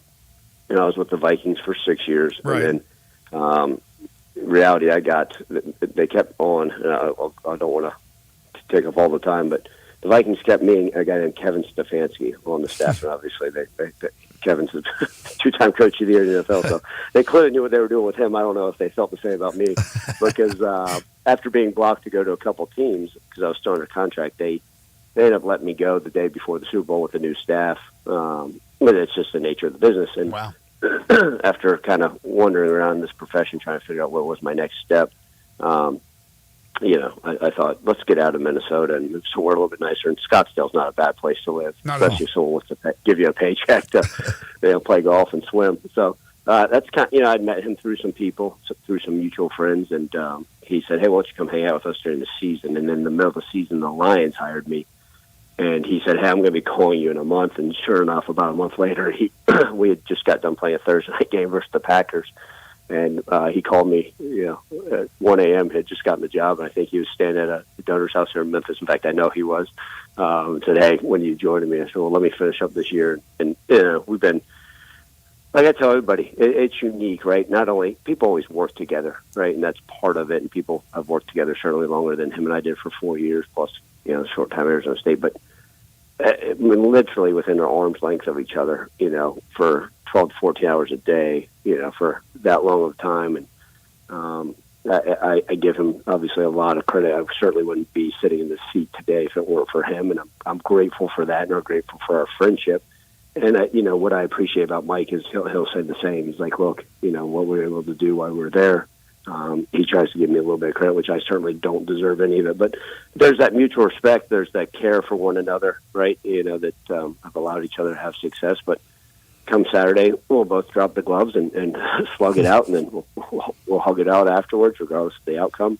And I'm sure have some great conversations in the offseason. Is there any? Do you have an advantage for the fact that you coached under him and his offense for those years? Well, guess what? He knows me pretty darn well. So, we both got a 30 chapter book on each other, right? I mean, he knows, we know how each other breathe, think, all that stuff. But reality, I think both of us have changed, developed, grown, all those things, right? You certainly hope. If we were both doing the exact same thing we did 5 years ago, I don't think the fan base would be very happy. Like, really? You haven't got any more creative? Nope. We just turned to page 3, and that's what it tells us to do. No, so we both have a good understanding, right? I mean, this is an offense that's been created that we both kind of have been running a similar type of form or fashion for the last 10 years, and so. But I thank the schedule makers for allowing him to have an extra week to prepare for us. That's just funny how that works. So he's going to have some change-ups, right? They're not going to sit there and do what they always do. But they're going to change up some things. They're going to be unique. He's going to have some trick plays dialed up. That's just the reality of it, and as he should. But like I've said all along, it's not Somerville versus Norvell. It's a very talented team that was top 10 preseason in the country versus a Memphis team that's playing some good football, that's hungry, going on the road for the first time in a challenging environment, that's excited about the opportunity to play on national television and see what we're capable of. Coach Ryan Silverfield joining us on the Sissy's Log Cabin guest lines. He's brought to you by ATC Fitness. Okay, their stadium, not unlike yours, undergoing renovation, so they don't have the capacity that they normally have, which I think is about 80,000. But it's going to be loud. They got the chop and all that stuff going on. Did you do anything in practice to prepare for that type of noise? Yes, sir. Yeah. So I think they're seated about 55,000, and this game's been sold out for a while now, and hopefully we can see some blue up in the corner. Hopefully they don't put them too far away in the construction zone or something. But no, yeah, we played the Seminole Chop, very loud yesterday. In fact, I was here in my sleep last night and saw some burning. So look, I still say this, and no offense, it's better than those cowbells that we had to do a couple years ago. So. And I grew up in Jacksonville, Florida, so I've heard the chop for a long time. But look, it's a great tradition, and let's call it what it is. I mean, Florida State's a blue blood program with a history of national championships, with a zillion All-Americans, and a great atmosphere. Like I told our guys, we're going to have great focus. It doesn't matter if we're playing. I mentioned to you guys this a couple weeks ago. I don't care if we're playing in Get Well Loop, we're playing, at Hawaii, or we're playing at Florida State. We've got to be dialed in and control what we can in between the white lines, good and bad. And that's, I think, this day and age, so many college coaches are fighting so hard to keep the focus for a 4-hour period during the ebbs and flows of a football game. I agree. You mentioned the extra week to prepare, and we always talk about that stuff, but we're not coaches. So, how big of an advantage is it? How big of a difference can that be, having an extra week to prepare versus your opponent? First and foremost, recovery. I think that's one of those things that people don't forget. I mean, you're talking about a physical football game, right? 18 to 23-year-olds that are risking a lot, and just the toll it goes on their body. I mean, we got guys that are limping through practice on Tuesday because they can't wait to play the game on Saturday. And so that extra week of recovery makes a huge difference, right? Maybe you're getting your legs back underneath you, a chance to hydrate, recover. When you're out there, you go from one thing next to the next. It's, your body, I mean, that's why, as the season goes on, we limit what we're doing in practice and trying to reduce that just so we can be fresh as we can on Saturday. So the recovery, number one, right? They got that extra time for recovery. And then, two, they can really take their time. I know that, Mike openly admit they're going to do some self-reflection, right? And sometimes in a short week, so if you go and play a team, you got to turn back around. Well, you don't have time for sit there and self-scout a ton, say, hey, let's change this. This is not working. What do we need to do here? What, is there a quarterback change coming? But when you have an extra week, it kind of really allows you, hey, let's look at ourselves and then let's really do a deep dive. And, instead of being able to study our last 2 games, I'm sure they went back and, okay, what have they done since Silverfield and Cranston have been together the last 3 years? And taking a deep dive into things that probably in a normal week, there's only so many days, hours in a day. So you got to be careful chasing ghosts. But I think they've had that extra preparation, which does make a difference. Coach, last thing, I know football schedules are made well in advance. Is this a one-time thing, or do you think there's a possibility down the road that you guys can meet again? Yeah, so this is a deal that when we both got the respective jobs, I kind of joked around. I said, hey, let's play each other. He laughed at me. He said, no. And, I circled back and so what I did was I went to the administration and athletic director said, let's get this done. And I couldn't get a home and home. I know fans will say, well, why can't you? We used to play home. I get it, guys. Like, that's reality. But it's very, very hard. We'll call almost every team in the country and beg for a home and home. And most of the times our calls go unanswered. So, when fans, I get it. I'd love to have them come up here next year. But the reality of it is they won't. And they're paying us a handsome sum of money to go down there and play football and hopefully find a way to win a football game. So, right now it's not currently set on the docket. But, you guys know how the crazy world of college football. We could wake up tomorrow and be in the Big Six, whatever the hell conferences be recreated. No, I don't know. But right now, currently, this is a one-game series, and we're going to go make the most of it. Well, continued success, Coach. I'll see you on a Saturday, and thanks again, as always, for being with us. Absolutely. Appreciate you guys. To all the Tiger fans, be safe out there in this weather. Drive safely in this rain, and take care of yourselves. Those traveling to Tallahassee, we can't wait to hear you guys cheer us on, and appreciate all the support. Go Tigers. Thanks, Coach. Should be fun. And, of course, if you're not traveling to Tallahassee, you're going to be watching the game on television. You're looking for a place to do that, you can head over to East Coast Wings and Grill. They'll have not only the Memphis game, but all the games on, as they do each and every week, starting tonight, of course, with the college football and the NFL, all the way through the weekend. Be able to watch all the action over at East Coast Wings and Grill, enjoying some great food. Among their wings, 60 different flavors of wings to choose from. Actually, last night I tried a different flavor that I'd never had before. I don't know how many I've tried now out of the various ones, but I've tried a lot. But last night I tried a new one for the first time, and it was absolutely delicious. Great choice. You can get not only the different flavors, but different heat indexes as well. Of course, if you're not in the mood for wings, they've got plenty of other great things, from their burgers to their Philly cheesesteak, other sandwiches, salads, all kinds of stuff, and new stuff that was added recently to the menu as well at East Coast Wings and Grill, plus 24 draft beers on tap. Any other beer, any other drink, anything you're looking for, they'll take care of you at East Coast Wings and Grill. Out in Bartlett, just off Highway 64, right between Lowe's and Walmart. The place to watch all the action, East Coast Wings and Grill. We continue with the Tiger Football Report as Eli will break down the Tigers in Florida State when we return. This is Sports 56 Mornings with Greg and Eli on Real Sports Talk, Sports 56 and 98.5 FM. We are Real Sports Talk. Sports 56 WHBQ.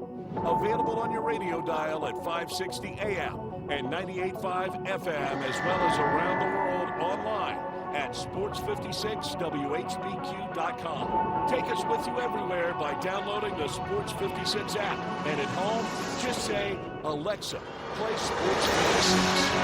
Wherever you are, stay tuned in to Real Sports Talk. Sports 56 and 98.5 FM. Spencer here with ATC Fitness. There's no better time of the year than now. Football and fitness go hand in hand in the fall. And with individual screens on each piece of cardio and multiple big screens throughout the rest of the club, you'll never miss a bit of the action watching your favorite team. ATC Fitness continues to be the Mid-South's choice for fitness, family-owned for 30 years, and proud supporters of Coach Silverfield and the Memphis Tigers. Join online at atcfitness.com. ATC Fitness. Exercise your right to look good. Want to do something you can't do anywhere else? Then join me, your buddy Johnny Radio, at Top Gun Memphis this Thursday at 11 to 1 to experience the fully automatic machine gun package for just $99. It includes 3 different machine guns, ammo, range safety officer, and a shooting range. New to shooting or just need to learn? Top Guns Academy is nationally recognized, and memberships start at just $29.95 a month.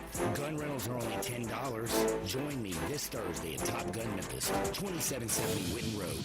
Guns, and more guns. Over 700 firearms In stock, home defense guns, old guns, new guns, used guns, big guns, little guns. Every gun you can think of, Classic Arms has them. All brands like Glock, Sig, Colt, Ruger, Smith & Wesson, Browning, Beretta, Benelli, Remington, Winchester, and more. Guaranteed lowest prices in town. Only gun importer in the Mid-South. Free gun inspections and appraisals and free bore sighting for the upcoming deer season. Shop online at ClassicArmsofMemphis.com or visit Classic Arms at 1740 Germantown Parkway behind Quirky's Barbecue in Cordova. You or someone you know or care about has dealt with a difficult divorce. When facing divorce, you need the attorneys at Rice Law. Nick and Larry Rice lead the firm with 3 generations and 7 decades of experience. Located in Memphis, serving the entire state of Tennessee and North Mississippi. Rice Law is who you need to call. Simple or difficult divorce, they know how to handle it. Call Rice Law at 901-526-6701, or for more information, visit them at aboutdivorce.com. That's aboutdivorce.com. Sports 56 traffic. Good morning. We're still dealing with wet driving conditions out here. Please give yourself a little bit of extra travel time. There is some slipping and sliding going on out here, but what'd you expect with this rain and rush hour traffic? Still heavy, but it's moving on. 40 westbound from Germantown Parkway all the way to Sycamore View Road. A lot of traffic volume there getting off onto Sam Cooper, coming off the interstate, coming inbound on Sam Cooper. So far, so good. Hey, Weimer's Jewelry, serving the Memphis area now over 40 years. No matter what the occasion is, stop by and see them first at Weimer's Jewelry, 7525 Highway 64. I'm Commander Chuck with your on-time traffic.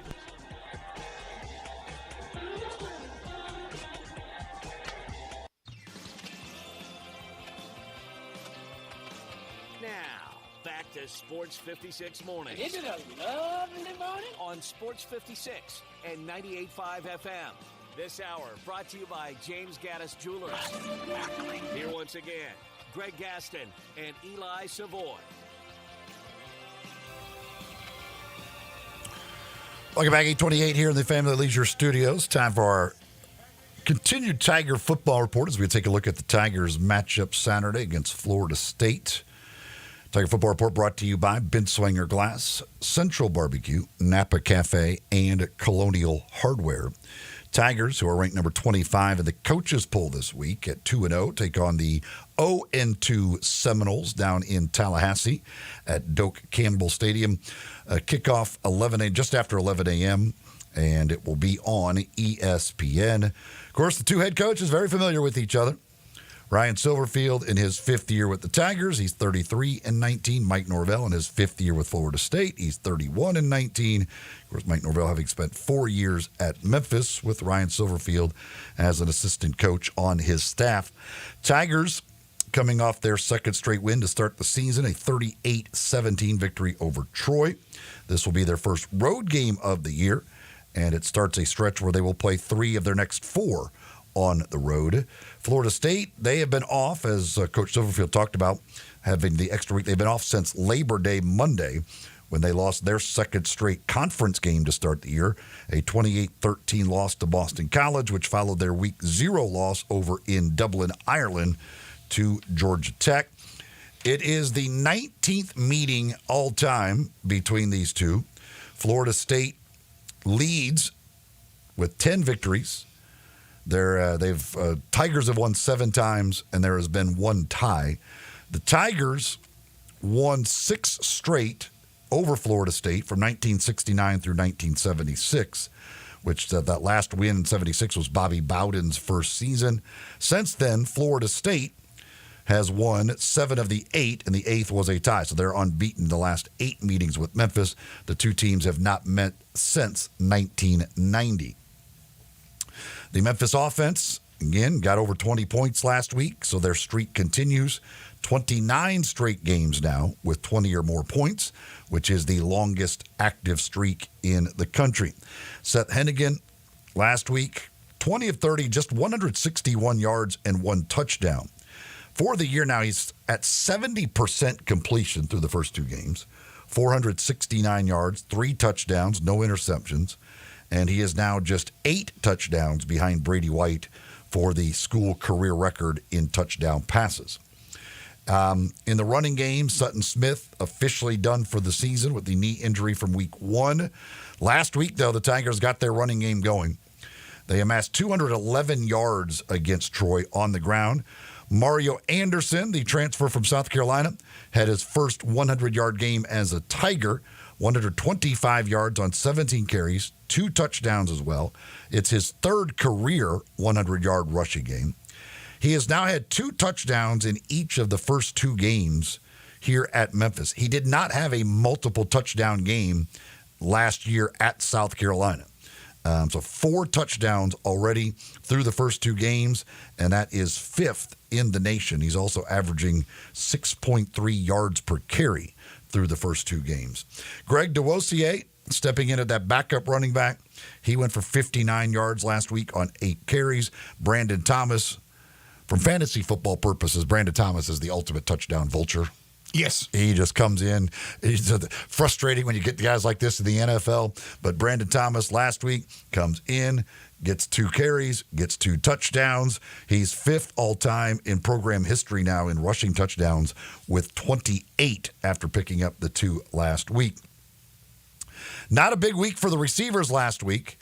Rock Taylor, 4 catches, just 27 yards. Through 2 games, he leads the Memphis receivers, 9 catches, 114 yards. Let me add that he was visibly upset on the field because he was being held a number of times. They had 6 defensive pass interference calls, and a number of them was the guy who was man-to-man versus Rock. So Rock's frustrations, he really let it out. Demir Blankensee also 4 catches last week for a team-high 50 yards. He's second on the team in catches and yards, 7 catches for 96 yards in the first 2 games. But all of the receiving touchdowns so far for the season, those belong to the tight ends. Anthony Lamphere has 1. Then it's Brendan Doyle, Mr. Touchdown. Once again last week, 1 catch, 1 touchdown. For the year, 3 catches, 2 touchdowns. For his career, 10 catches, 6 touchdowns. He and Thomas, right? I mean, that is a they make it count, don't they? When they get in there. Okay. I'm telling you, if you're the defense down there at the goal line, you may want to think about covering Doyle. Like they like to throw it to him down there at the goal line. Defensively, another good week last week for the Memphis defense, giving up 251 yards overall. The Tigers right now 17th in the nation in total defense. And the linebacking combination of Chandler Martin and Elijah Herring continue to lead the way. Herring last week leading the team in tackles with 8, including a sack, 2 tackles for loss, a forced fumble, and a fumble recovery. Herring named not only the AAC Defensive Player of the Week, but also named the Tennessee Sports Writers Association Defensive Player of the Week. Martin leads the way with on the defense with tackles with 15. Herring is second with 12. Both have 3 tackles for loss to tie for team lead. Herring has 2 sacks to lead the team. So those 2, ultimate productivity, which is no surprise. Plus, you got the other transfers. A.J. Watts and Kobe Minor, who continue to play well in the secondary. Minor, 6 tackles and 1 tackle for loss last week. Watts, 4 tackles, his second TFL of the season. The Tigers last week, 8 tackles for loss, matching their total for week 1. So through 2 weeks, 16 tackles for loss. But it's amazing, like when you look at the defense, like it is the transfer portal. I mean, Martin, Herring, Minor, obviously you got Greg Rubin who's been there, but like the transfer portal has put this defense together. Well, there's no question, but it looks like that across the country in both football and basketball. Obviously, the University of Memphis really taking advantage of the portal. For Florida State, this just doesn't seem like a Mike Norvell offense. They are 116th in the country in total offense. Wow. Through 2 weeks. Now, again, they have played 2 conference games, so 2 Power 4 opponents, whereas a lot of teams have played an FCS team or whatever to rack up some offensive numbers. But you just don't expect to see a Mike Norvell offense. No. 116th in total offense. 5th-year senior DJ Uiagalelei, who's, of course, spent 3 years at Clemson, 1 year at Oregon State before coming to Florida State. Just 58% completion, 465 yards, only 1 touchdown pass, and 1 interception. In his 50 career games that he has played, he only has 58 touchdowns. Barely more than 1 touchdown per game in his career. I think we, for the unfortunately, expectations that guy, he is the number one ranked quarterback in that class that had some pretty darn good quarterbacks, and he's got 58 career touchdowns in 50 games. Even though he was much heralded, we've made him more than what he has been as far as actually going on the field and doing it. He has 25 career interceptions. The running backs, again, this is a team, their offensive line, they have more games played than any other offensive line group in the country. So you got ultimate experience up front. You've got a couple of running backs, including an Alabama transfer in Roydell Williams, Lawrence Tuafili, who last year ran for over 100 yards in the ACC championship game. So you're not talking chopped liver at the running back position. Not at all. And yet, they're 127th in the nation in running. 59 yards per game they're averaging on the ground. It's crazy. You know what's scary? The do factor. Williams leads them in rushing with 48 yards. Wow. Through 2 games and 1 touchdown. Tuafili has 9 carries for 37 yards. Again, he ran for 118 in the conference championship game last year. Through 2 games this year, 9 carries for 37 yards. They're averaging 59 yards per game on the ground. And again, I just told you Uyunglele's numbers. It's not like we're having great success through the air. I mean, the receivers, number 0, Ja'Kai Douglas, leads the way, 8 catches, 121 yards. Number 10, Malik Benson, 7 catches, 72 yards. Their big play guy has been number 1. You got to watch out for him, Kentron Portier, 94 yards on just 4 catches, and he does have their only touchdown catch of the year. I mean, it's hard to believe, honestly, that these numbers are from a Mike Norvell offense. It just doesn't make sense. Their defense, against the pass, they've been good, but that might just be because you don't have to throw the ball because you can just run all over them. They're only allowing 126 yards per game through the air, but they are allowing 226 yards on the ground. So 100 more yards on the ground than through the air per game. Their rush defense, 122nd in the nation, and they're 127th on third down defense. Teams, the first 2 games, Georgia Tech and Boston College converted 56% of their third downs, which again, when you're running the ball well, you're probably in 3rd and 1s and 3rd and 2s, 3rd and 3, rather than 3rd and 7, 3rd and 8, makes it a lot easier to convert. And the thing is, on defense, they have 5 returning all ACC players from last year. One of them is number 1 safety Shaheem Brown.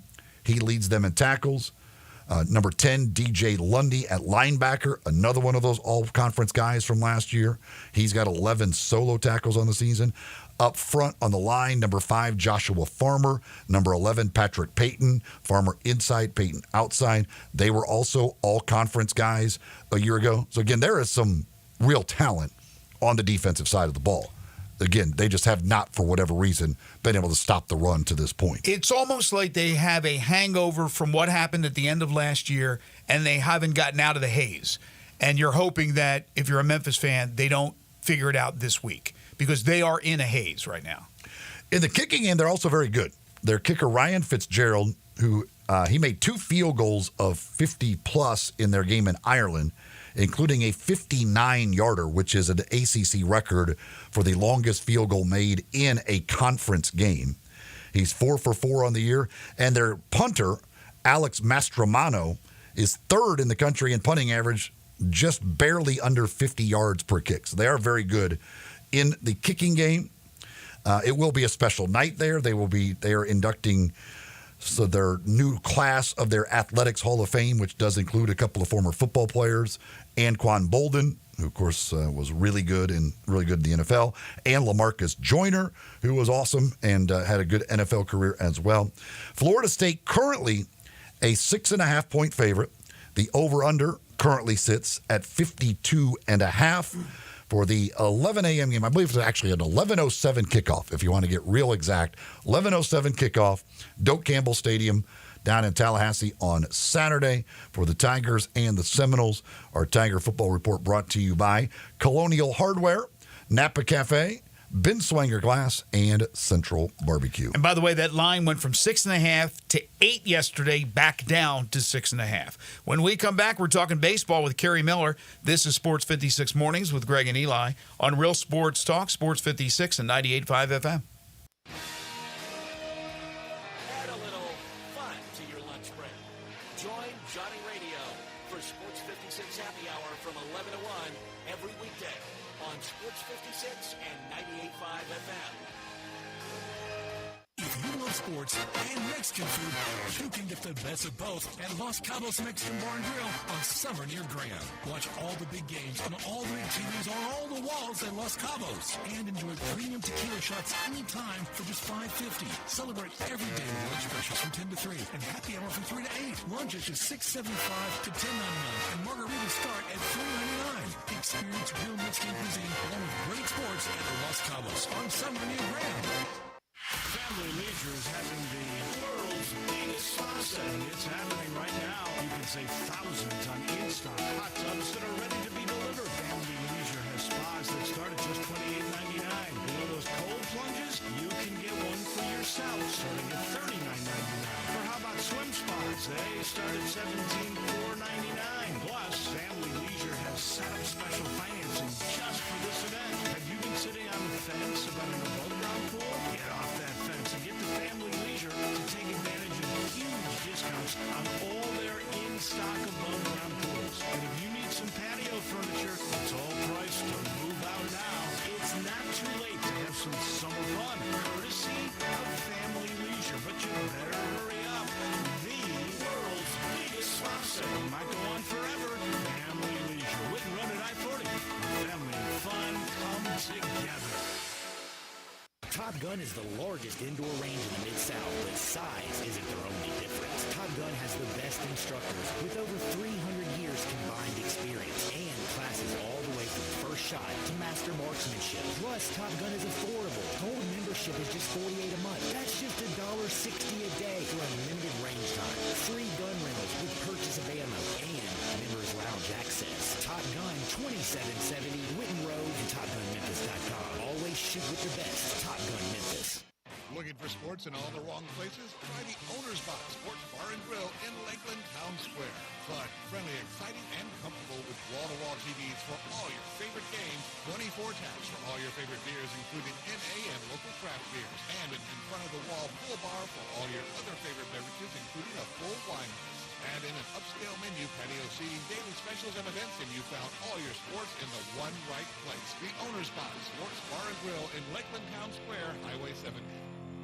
For retro cruiser styling packed with modern innovations, riders of all skill levels choose a Honda Rebel. Incredible motorcycles with a stripped-down style and a full package of features. Both the 300 and the 500 offer compact power inside a lightweight frame. Combined with a low slim seat, the Rebel is easy to start on. And with new colors for this year, they are impossible to ignore. Go to Desato Honda to check out the 2023 Honda Rebels. Cruisers with premium style and performance to enjoy every second. Never use the street as a racetrack with the law with the owners. Now back to Sports 56 Mornings on Sports 56 and 98.5 FM. This hour is brought to you by James Gaddis Jewelers. Genuine diamonds, baby. Here once again, Greg Gaston and Eli Savoy.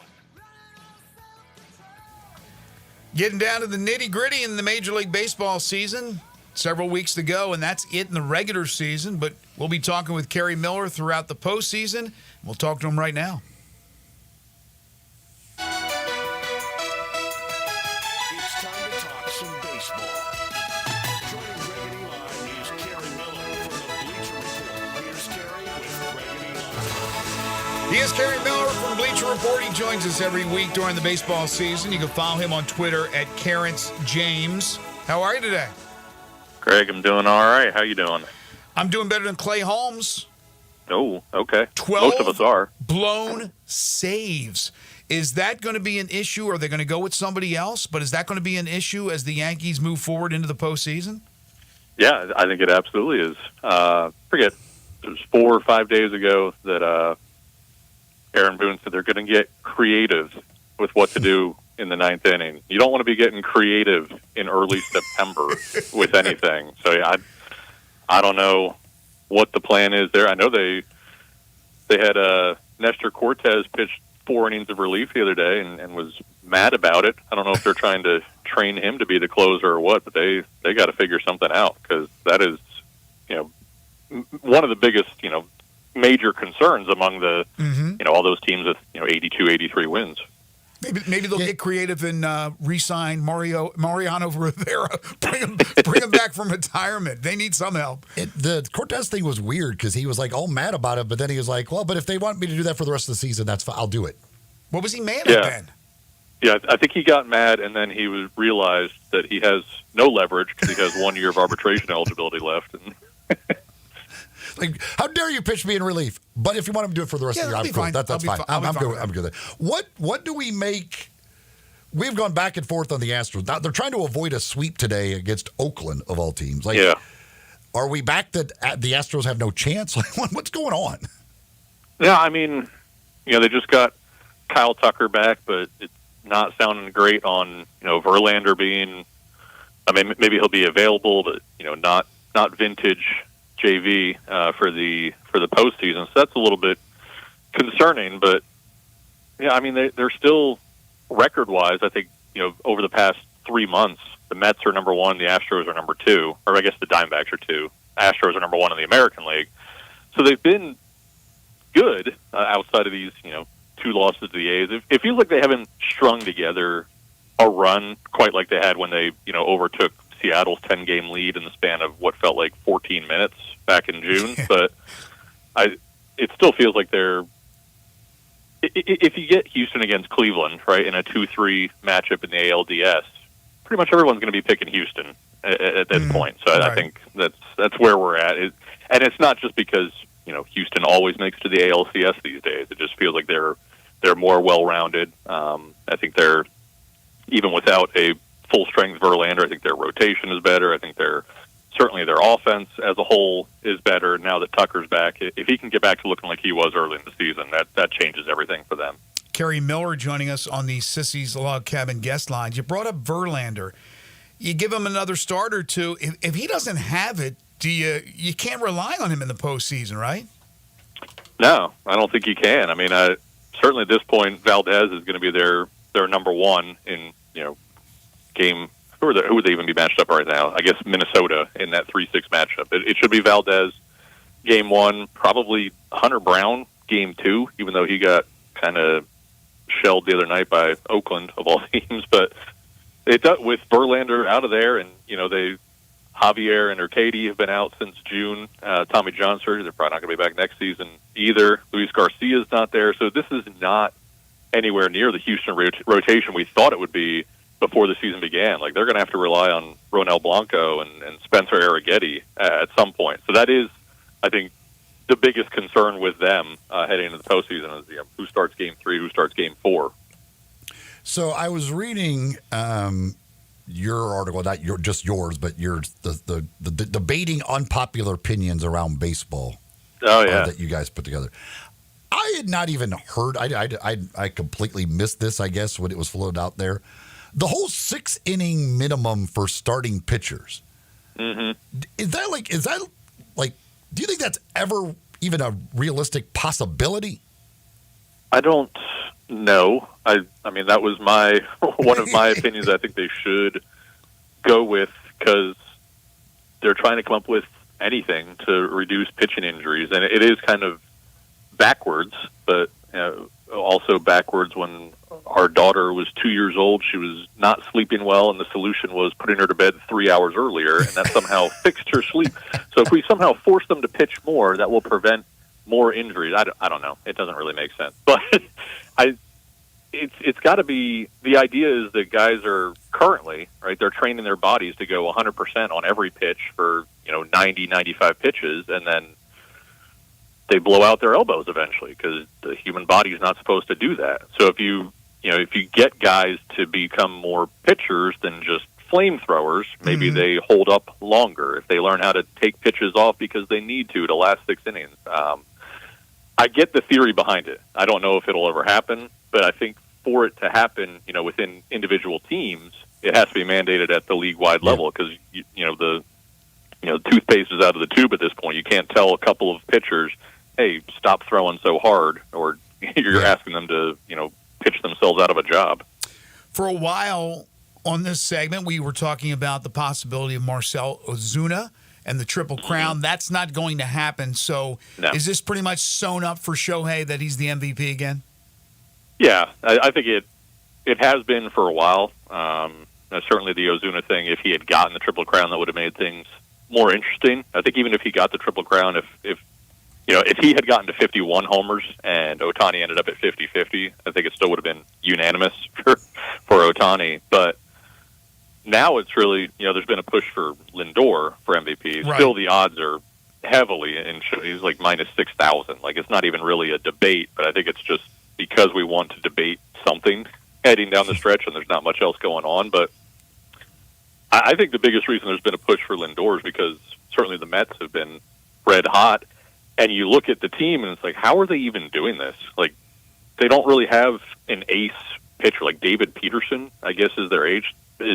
Like, do 50% of baseball fans even know who David Peterson is? No. Sean Manaea has been pitching really well. Jose Quintana. So it's like, where is this coming from? And I think we over-attribute it to Lindor, but he has had some impressive heroics. Had broke up the no-hitter with a home run last night, and then they end up winning that game because that's just how hot the Mets have been lately. What about that? Francis, I don't know if that's 2 straight starts or 2 of his last 3, whatever the case is. In less than 3 weeks, the guy loses 2 no-nos in the 9th inning, giving up home runs. Yeah, brutal.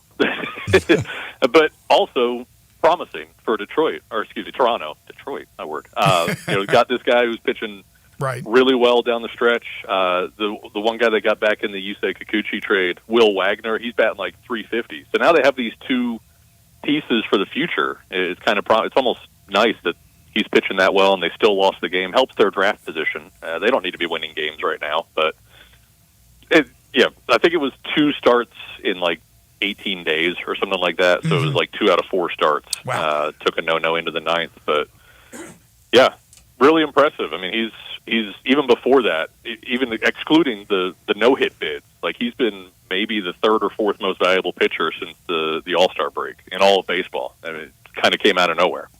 If Shohei, again, as is expected, wins the MVP and wins it easily in a season which he doesn't pitch, and we know what he is as a pitcher, basically, wouldn't he be barring him getting injured and missing 2 months of a season, it would be hard to believe he wouldn't be the MVP every season he plays. Yeah, that's what it's felt like for the last couple of years. Until they go LeBron James on him and say, it's just they take it for granted and get somebody else to get the MVP. I mean, it seems like LeBron could have won it every year. Yeah, that's true. If you have what Acuna did last year, if somebody's out there putting up 40 home runs and 73 stolen bases right now, maybe we value that over Ohtani. But again, if Ohtani's going 50-50 and also has a 2.50 ERA and 25 starts, how are you going to possibly put anyone above that? So he's maybe he dropped, so he's not 50-50, but he's still like a 40-40 guy. And also is one of the better pitch. I don't know how you would, if you're voting for him now, and you throw in pitching with it. I don't know how you wouldn't vote for him then. He might win 10 straight MVPs. I don't know, or whatever. How many years he plays? He is, but voters will take it for granted. Some of them will. Some of those, LeBron. There's other guys even you could make case have better numbers than him. Nobody's you can't. There will be nobody that could ever compare to him because nobody else is hitting and pitching. Right, do they vote before the playoffs or after? I'm pretty sure right at the end of the regular season. Okay, I've never actually been an MVP voter, but yeah, I think it's before the playoffs. But to your point, eventually there is some fatigue there. I always think back to when Lamar Jackson was in college. His second season was even better than his Heisman season, and nobody wanted to vote for him just because you want to do something different. You want to do something different. You have to be better than the year before to remain the MVP or the Heisman or whatever, even Absolutely. if it's not really fair. All right, couple of other things. I mentioned this earlier. Lance Lynn threw 5 yesterday, goes over 2,000. First of all, I was shocked when I saw that. There's only 6 active pitchers with 2,000 or more innings pitched, and Lance Lynn's one of them. Long career. Yeah, I'm going to assume Verlander and Scherzer are 2 of the other ones. Have to be. Yeah. Kershaw, right? And you he was, early in the season when they were, he was pitching pretty well. Gibson was pitching pretty well. Like it felt like what the Cardinals did in the offseason actually worked, and then they just stopped having any offense whatsoever. And you wonder how many more 2,000 inning guys there will be. Again, because guys just aren't throwing innings. Yeah, I mean we're lucky if we get anybody pitching 200 innings in a season anymore. Usually they might have to lower the threshold for ERA titles before much longer. Right now you got to pitch 1 inning per game, so 162 innings to qualify for the ERA title. And we're going to get to a point where we've got guys who are like, 3.5 ERA winning it because they're one of 4 people who actually hit that plateau. Yes, that's a great point. So we figure what you mentioned: Scherzer, Verlander, absolutely right. Kershaw, that's 3, and Lynn's 4. Just real quick, I know we're running out of time, but the other 2, anybody come to mind that you guys can think of? Does Rich Hill still count? Oh, I don't know. He's active. Garrett Cole can't possibly be there yet. No, there's no way. DeGrom is not healthy enough ever. I don't know. Yeah, it's just interesting to think about. Scherzer, by the way, is 2,874. Wow. So can he get to 3? I don't think so. He was such a workhorse for a whole decade. I mean, dude pitched with a broken face for a little while for the Nationals. That's pretty amazing. All right, so we're closing in on the playoffs. We're closing in on the White Sox being the worst team, at least record-wise, in the history of baseball. And, of course, Kerry will have everything covered from the world of Major League Baseball at Bleacher Report. Catch him next Thursday when he rejoins us again during the same time slot. Follow him on Twitter at Kerrance James. Kerry, have a great week, as always. We thank you so much. You got it. Take care, guys. You too. It is Johnny Cueto and Johnny Cueto is over 2,000. Wow. And Charlie Morton. Really? Charlie Morton? Justin Verlander's 3,400 innings pitched now. Let's see. Jose Quintana will get there. Chris Sale will get there. Garrett Cole will get there. Kyle Gibson will end up getting to 2,000. Do they list Rich Hill? No, they do not list Rich Hill. Let me see if I can look up his real quick. I don't know. I mean, he's up. I don't know if he's where he's at. But yeah, there will be some others here that will get to 2,000, but then you wonder like that the younger kind of. Yeah, Rich Hill's at 1,409. What is he at? He will not get there. 1,400? Yeah. Because a lot of his career was relief, wasn't it? Yeah, he spent a decent amount, a lot late in his career with relief. But yeah, so there will be some other guys, but they're like these guys who are kind of the new generation, the guys in their 20s now. I wonder how many of those will reach 2,000 with the fact that a lot of starters now it's 5 innings and that's it. All right, we need to take a timeout. It's been a busy day. We'll talk more about the news involving the Pac-12/Mountain West with Harold Grader. And again, if you missed the news from the University of Memphis, the Tigers will play a doubleheader exhibition basketball games with the Memphis men playing North Carolina and the Memphis women playing South Carolina. That'll be on the 15th of October at FedEx Forum. It's going to be quite the day as both games and the money, the proceeds, will benefit St. Jude Children's Research Hospital. Hour 2 in the books, Hour 3 on the way. This is Sports 56 Mornings with Greg and Eli on Real Sports Talk, Sports 56 and 98.5 FM.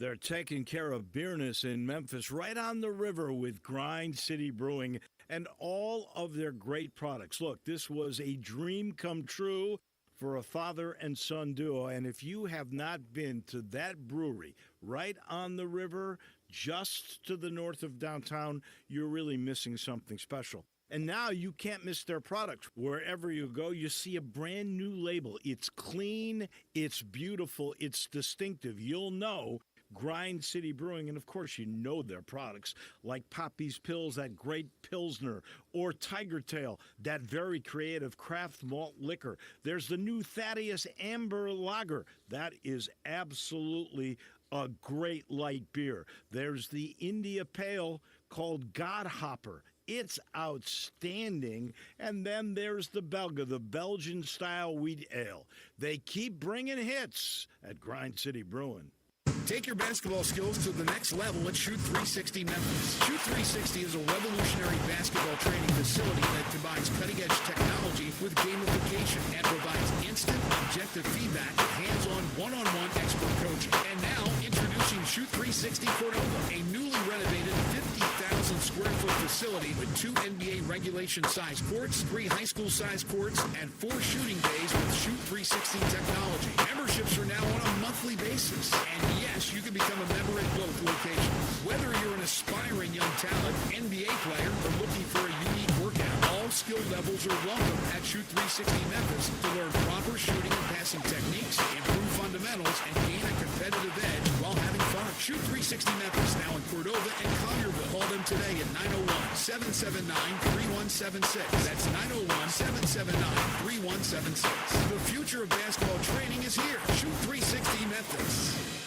When you think about insurance and you want great value without sacrificing great service, I want you to think one place: the Eflin Insurance and the entire Eflin Insurance team. Matt and his group of professionals will access 10 leading companies to find the right home and auto program that fits your budget and your absolute needs. The Eflin Insurance team, the number 386-GER, 386-4777.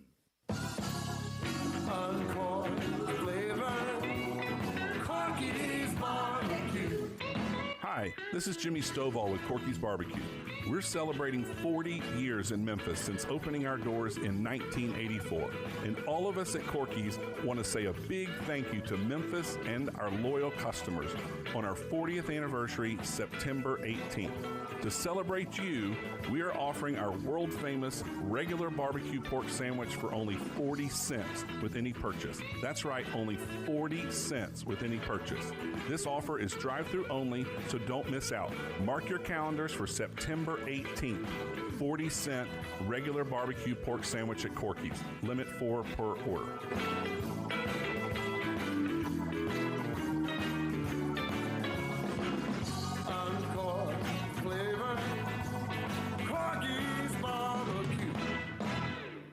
Country music singer-songwriter Kylie Morgan loves her ring from Genesis Diamonds. It's something simple with the song that I love, and that's exactly what we got. And then we just celebrated with the wedding bands, got a little fire and action looking around it, and definitely enjoyed when it came to choosing the ring.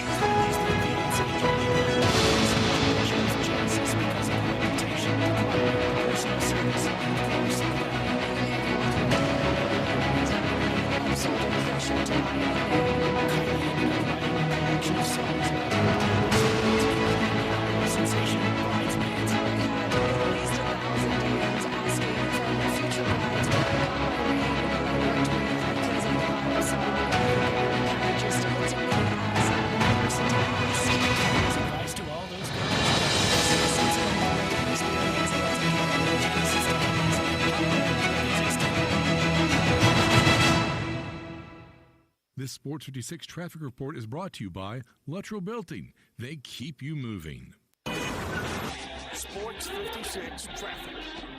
Good morning. Wet driving conditions out here. Please allow yourself extra time. I'm looking at a pretty serious wreck. It's going to be out here in Fayette County on the Interstate 40 eastbound, just past Airline Road. Again, that's coming out of Shelby County into Fayette County. It's got traffic pretty slow go out here because of this wreck on 40 eastbound, just past Airline Road here in Fayette County. Again, it's still a little bit heavy at times on I-40 as you come past Sycamore View Road. Hey, make a difference by adopting a pet today at the Humane Society of Memphis and Shelby County. Check out the animals that are up for adoption. Log on to memphisHumane.org. I'm Commander Chuck with your on-time traffic. Broadcasting from the Family Leisure Studios, we are Sports 56, WHBQ Memphis, and W253DF Memphis. Welcome back to Sports 56 Mornings. This hour is brought to you by Jenkins Floors and More. It's time now for the AutoZone Liberty Bowl Inside College Football Hour. Here are your hosts, Greg Gaston, Eli Savoy, and Aaron. Welcome back, everyone. 9:06 the time. Final hour for us today here on Sports 56 Mornings. Greg, Eli, and Zach, soon to be joined by Harold. We're in the Family Leisure Studios. Family Leisure, 2120 Witten Road, just north of I-40. Obviously, we have the tropical storm, which was a Cat 2 hurricane, Francine, rolling through the area. Heavy winds, heavy rain, flooding is possible. Be careful out there. Right now, 66, 68 is all you're going to get as far as a high today. 65 for a low tonight. Again, that rain continues and will rain throughout the day tomorrow into the weekend, it looks like, as well. Jenkins Floors and More is our 3 sponsor here on Sports 56 Mornings. And if it's flooring you're looking for, it's carpeting you're looking for, this is the place to go. They have all the top line in that particular category. They also have the SPC and WPC vinyls, which are scratch-resistant, waterproof. They have backsplashes for your kitchens and bathrooms, plantation shutters and blinds as well. Go see them at 2356 Goodman Road in Horn Lake. The new showroom is open. They also have stores in Greenville, Cleveland, Mississippi, and in Little Rock, Arkansas. Call them at 662-469-9350 for all your flooring and carpeting needs. It's Jenkins Floors and More. It is time for the AutoZone Liberty Bowl Inside College Football Hour. Harold Grader joining us in studio. Good morning. Good morning. Great to see you guys. Good to see you. Staying dry? Staying, for the most part. For the most part. Yeah, it looks like it'll be a wet and wild weekend. May affect some teams around the region, but we'll see. Last week, before we get into this week, I know you went to the Memphis game, saw them beat Troy, and then you went down to Tuscaloosa, and they honored the coach, Nick Saban, as they dedicated the field, right? It's now Nick it was Saban a lot Field? of fun. Our daughter is a senior at Alabama, so we, I try to get down there for as many games as I can, and that was a special one. And from a personal perspective, looking back, I had the fortune to be at Coach Bryant's last game in the 1982 Liberty Bowl game. Was at the Rose Bowl game this past January. Didn't know that was going to be Saban's last game. And then all that culminated on Saturday with the dedication of Saban Field. And again, it's special. Now, whether you're a fan of Alabama or a fan of Nick Saban, he is one of the all-time greats, if not the all-time greatest college football coach. And just to be there, because there is so much history and tradition. They were honoring one of their SEC championship teams that he had coached. It was special, and got to see our friend Jimmy Sexton for a minute there down on the field before the game. He was with the Saban entourage, so we had a chance to catch up on what the kids are doing and those types of things. But again, it was special. It was fun. It was interesting to see how the Alabama fans are reacting to Kalen DeBoer and what that's like. But the one real cool thing, one of the many of that day, was when they had the pregame dedication outside the stadium earlier in the afternoon. And then they had the halftime. But they also had some Nick's kids and the Saban Foundation recognitions during pregame. But when it came halftime for that on-the-field recognition and ceremony, they played the walk-on, the theme music that the team always entered the field with. So here's Coach, and they always have the cameras that follow him down the tunnel. So here he is with that theme music one last time, and talking about. And I don't know what the crowd was. I guess it was sold out. It was packed. Talking about folks getting jazzed and getting fired up. That was cool. That was very clever. Well done. So that was neat to be a part of that. And then just to see Alabama in person, to see what they're like. It was hairy there for a while, wasn't it? I got to tell you, and I mentioned this. I saw Ryan Silverfield earlier in the week after having seen USF Saturday. They're pretty good. and the quarterback's really good. They gave Alabama all they wanted. Don't be deceived by that final score. I mean, Alabama finally figured it out and got rolling a little bit there in the fourth quarter, but it was a game into the fourth quarter. So, obviously, Alabama won easily, ultimately, but they have things to work on, things to clean up, throwing it back this direction with the Tigers, and because the Tigers play on the road at South Florida later on. South Florida's a pretty good football team. And I had a chance to visit with Michael Kelly, their AD, before the game. Anyway, it was a good trip, fun trip. Just cool to be there for all of that history.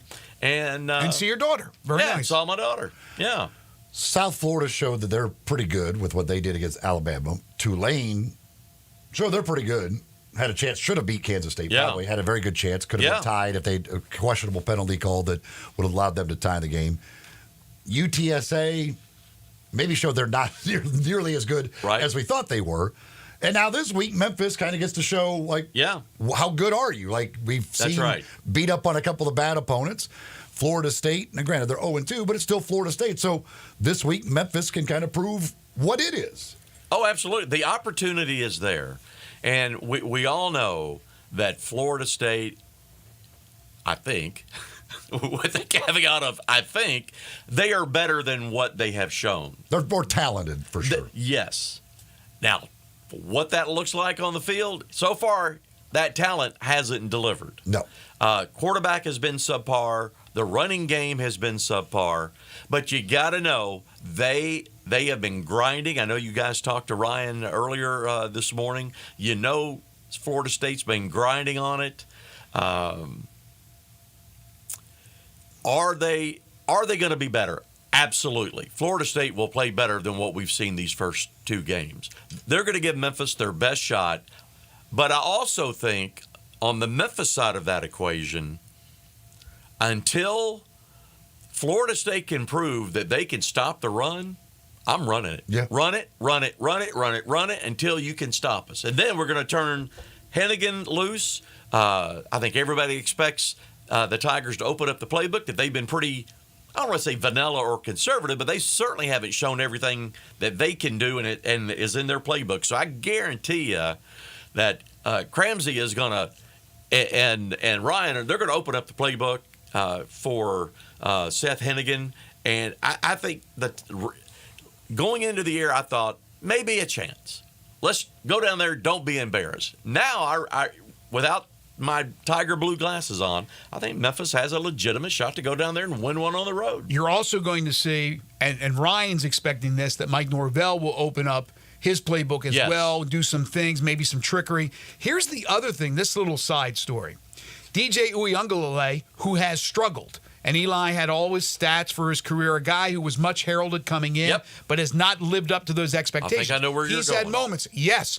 If he struggles, who's Brock behind him? Glenn is the backup. He's the number 2. Absolutely. Brock Glenn. I talked to his high school coach, Kevin LaCastro, earlier this week, and I had it in my notes to talk about that. And I didn't know this, but Kevin reminded me of it. Brock, because they had some injuries at the end of last season, Brock started the ACC championship game and also the Orange Bowl game. So he's had some reps, real world, playing some big time competition. So you're exactly right, Greg. If the number 1 can't go, Brock Glenn's sitting there ready to go against the hometown team. Now, actually, I think Brock is from Covington, to give kudos to the folks up in Tipton County. But Absolutely. But he played his high school ball at Lausanne. And I think the young man's done well down there. Obviously, he's positioned himself as the number 2. And I would not be surprised, again, if the wheels on the wagon are a little shaky, I think we see Brock Glenn. And wouldn't that be fun? That'd be great. Could easily happen. Yeah. Okay. Let's get to the elephant in the room. That's the story from this morning. Really a story that came out when I was in bed last night, because I had no idea when I went to bed that this was happening. But it does look like it's going to happen according to a bunch of reports, and it may happen as soon as today with an announcement that 4 teams are leaving the Mountain West. It would be for the 26-27 season to begin. Boise State, Fresno State, Colorado State, and who am I missing? Fresno State, Colorado State, Boise State, and one other state. San Diego State. And San Diego State. So, the Pac-12, we thought they were dead. They were digging the ground and burying that conference. It's not dead yet. Now, it's not the same. It won't be the same. But, Harold, this is a big change, a big turn of events. It could have ramifications with a number of teams around the country, depending on what the Pac whatever wants to do. Obviously, it affects the Mountain West. Your thoughts on reading this story? Well, I thought you guys did a great job covering all the various and potential scenarios this morning in the first hour. Looking at it, if we had all been really paying attention to nuances of why did this happen, why did that happen, what was it, just last week? Days ago, right? Yeah, that the scheduling agreement that the two Pac schools have had with the Mountain West, they said, we're not going to do that. What, next year, right? Or was it extended? that was right. it was for next year, yes. right? There was a deadline. They had to meet. Are you in? Are you out for 25? They said no. So that should have been a signal to everybody. Okay, what's going on there? I didn't pick up on it. I didn't pick up on it either. So they're going to be at 6. You got to be at 8. And under the new constituted PAC, those new schools now will have a vote, and they will have a voice in who those next two are going to be. Now, you look at what's happened, whether it's been SEC expansion or you pick the conference, it's about expanding the footprint. So they've got the West, and I'd have to look at a map and see, okay, what states, what territory are we talking about is covered. But I would expect those next two schools to be new, fertile territory for the PAC because it expands the footprint. And the main reason you want to do that, media, television, and the television dollars that will come with that. And from everything that I'm reading and the guys that are covering this, they're tuned in, absolute best in the country, that the understanding is that the TV money that the PAC will get and those teams that are moving for the Mountain West to the PAC, they'll end up with more money in a new or future TV deal than what they would have gotten if they had stayed in the Mountain West. And we all know, ultimately, all of these movements within college athletics, mainly driven by football, obviously, it's about, number one, money, and two, access to the playoff. And we'll see, but it's going to be really interesting to see what happens with these other two. Who are they going to steal those from? And what impact is that going to have on that conference? Or is it going to be one team from this conference and one team from it? Who knows? No question. And it doesn't have to be 8. They can go to 12. They can go. Absolutely. So Dennis Dodd, friend of the show, again, this is one journalist's opinion, but he says all of the following are on the table. Remaining Mountain West Conference are scattered to the 4 wins. Mountain West Conference stays at 8 beginning in 2026, but what is that worth? American is proactive in getting the best of the rest grouping of Mountain West Conference leftovers. The PAC, targets American schools west of the Mississippi, including Memphis, which is slightly east, to fill out its roster. And he said, I'd be excited if it were UTSA or Air Force right now. Let me tell you something. If they can figure out, if they already have been talking to networks and know that they're going to make a certain amount of money, which they probably don't, but if they did, and it would benefit Memphis because the expenditures for Memphis would increase significantly, having teams, the travel. Yeah, your soccer team has to go there. Right. But this is where FedEx is sitting around going, if this is going to be beneficial to Memphis, maybe we jump aboard as this, whatever it's called, Pac-12 sponsor. I'm just throwing it out there, but this goes back to that Richard Smith conversation with Wolo when he said, I got a few things up my sleeve. Right. I wouldn't be surprised if they tried to go to the eastern part of the country, Harold, because it seems like every conference has done that. Yeah, a couple of responses to that, Greg. Number one, on the sponsorship piece of it. The new thing that's out there now is having a conference sponsor. Right. Which would be appealing potentially to a company like FedEx. Number two, now I heard you say this in that first hour, if you go to 12, play divisions, then you get into the scheduling situation. If you went that way where your Western division is playing the bulk of their games among themselves to hold down travel expenses. Your Eastern teams, quote unquote, are playing the bulk of their games against each other, again, to save money on travel. Yep. Then you have your two divisional winners. You play in the championships and all that kind of stuff. So there are things you could do within a conference to hold down a lot of trips to the West Coast or out that way, depending on the makeup. But right now, the 6 that are sitting there, I mean, those are all very long trips, inexpensive trips. So we'll see. Are they going to go to 8? Does it go to 12? Some other number? And I know you guys touched on the Power 4, Power 5 designate, and I don't know the mechanism or the process to have that designation. Or do the big guys just say, it is what it is because we say it is? I don't know the answer to that question. I know y'all touched on that earlier. I mean, I would think they would not be, but I don't like.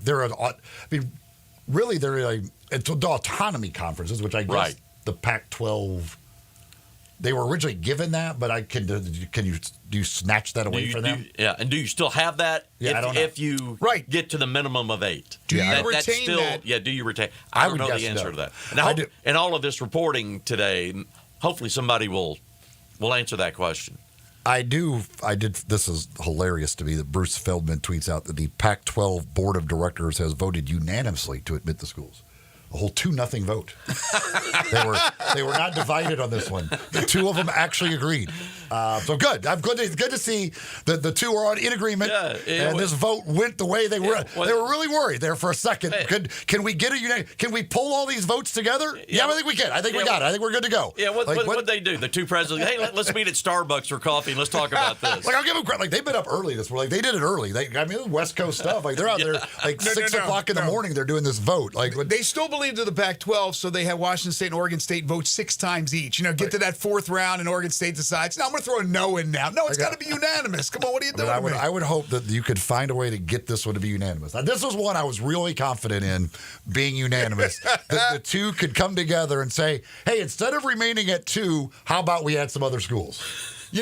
But bottom line, as we get ready for a quick timeout, we'll have the pick 6 on the other side, is that expecting unexpected. We have learned that there's no rhyme or reason for any of this, or the timing is always like when we least expect it. As Eli said, all of a sudden, what? This is happening now? Yeah, and I think you guys may have touched on this again in that first hour, and I thought you guys did a great job of going through the different scenarios. Keep in mind, and again, you touched on this, the current bowl contracts, and that includes the CFP, the playoff, that's only for this year and next year. Right. The new cycle starts in 26. So, again, any movement, and it started today, to get the landscape settled for those future playoff contracts, bowl contracts, TV contracts, all of that's got to get done here in the coming months, so that, and I would think that by this time next year, before the start or by the start or early in the 25 season, everybody knows, okay, this is what it is, looking forward 26 and beyond. And as Dr. Hargrave has said at the University of Memphis, there's change coming. We may not know when, but it's coming. It's coming. And here we go. Yeah, that's a great point. Here we go. Because you have to that's why this movement makes sense. Yep. So they're in position for that new contract. We'll see what happens with the ACC, though, and all their lawsuits. Folks, it is breakfast time. And I know, Harold, you're a big fan of Sunrise. Yes, I was in there earlier this week. There you go. See, Harold knows. Harold Big knows. fan. Great place. The great biscuit sandwiches, or maybe the kitchen sink, or one of those breakfast bowls. All kinds of great things for breakfast. They've got the massive salad, I think 6 different types of Bloody Mary to choose from. They got the mimosas. If you want a little cocktail with the breakfast, you can do that as well. Of course, a great lunch menu, great sandwiches and salads. You'll find it all at Sunrise at either one of the 2 locations. Jefferson Avenue, that's the original. Sunrise East on Poplar Avenue in East Memphis as well. You could go to either one of the 2 Sunrises, and you're going to enjoy great food for breakfast or for lunch. You can go to sunrise901.com, check out the menu. You can order online for pickup to make it easy. Place your order online. You pop on in the little side door there, grab your stuff, and you are on your way very, very quickly from either one of the two locations of Sunrise. All right, the world famous Pick Six coming up next. We need a participant, Eli. What number? Let's go caller number 4 in honor of these 4 schools that are headed to the Pac-6. Pac-2, 12-6. 360-8255. 360-8255. Caller number 4, Pick Six. It's coming up Chance next. to win $25 in barbecue from Central Barbecue, as well as an AutoZone Liberty Bowl fashionable T-shirt. We'll do that next. This is Sports 56 Mornings with Greg and Eli and the AutoZone Liberty Bowl Inside College Football Hour right here on Real Sports Talk, Sports 56 and 98.5 FM.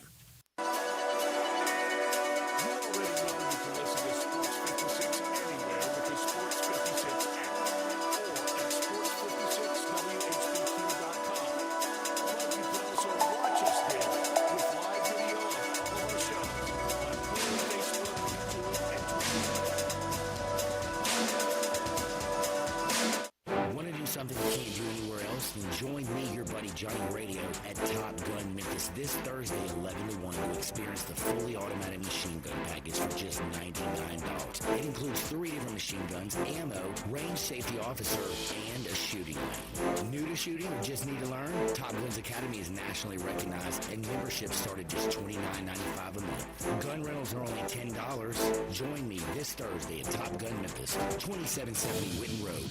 Simple, smooth, and every sip is easier to last. Tito's handmade vodka tastes just as good with tap water as it does your favorite mixers. Back in the day, Tito distilled, hand-bottled, taste-tested, sent out to a few friends, then taste-tested again to give you the finest juice around.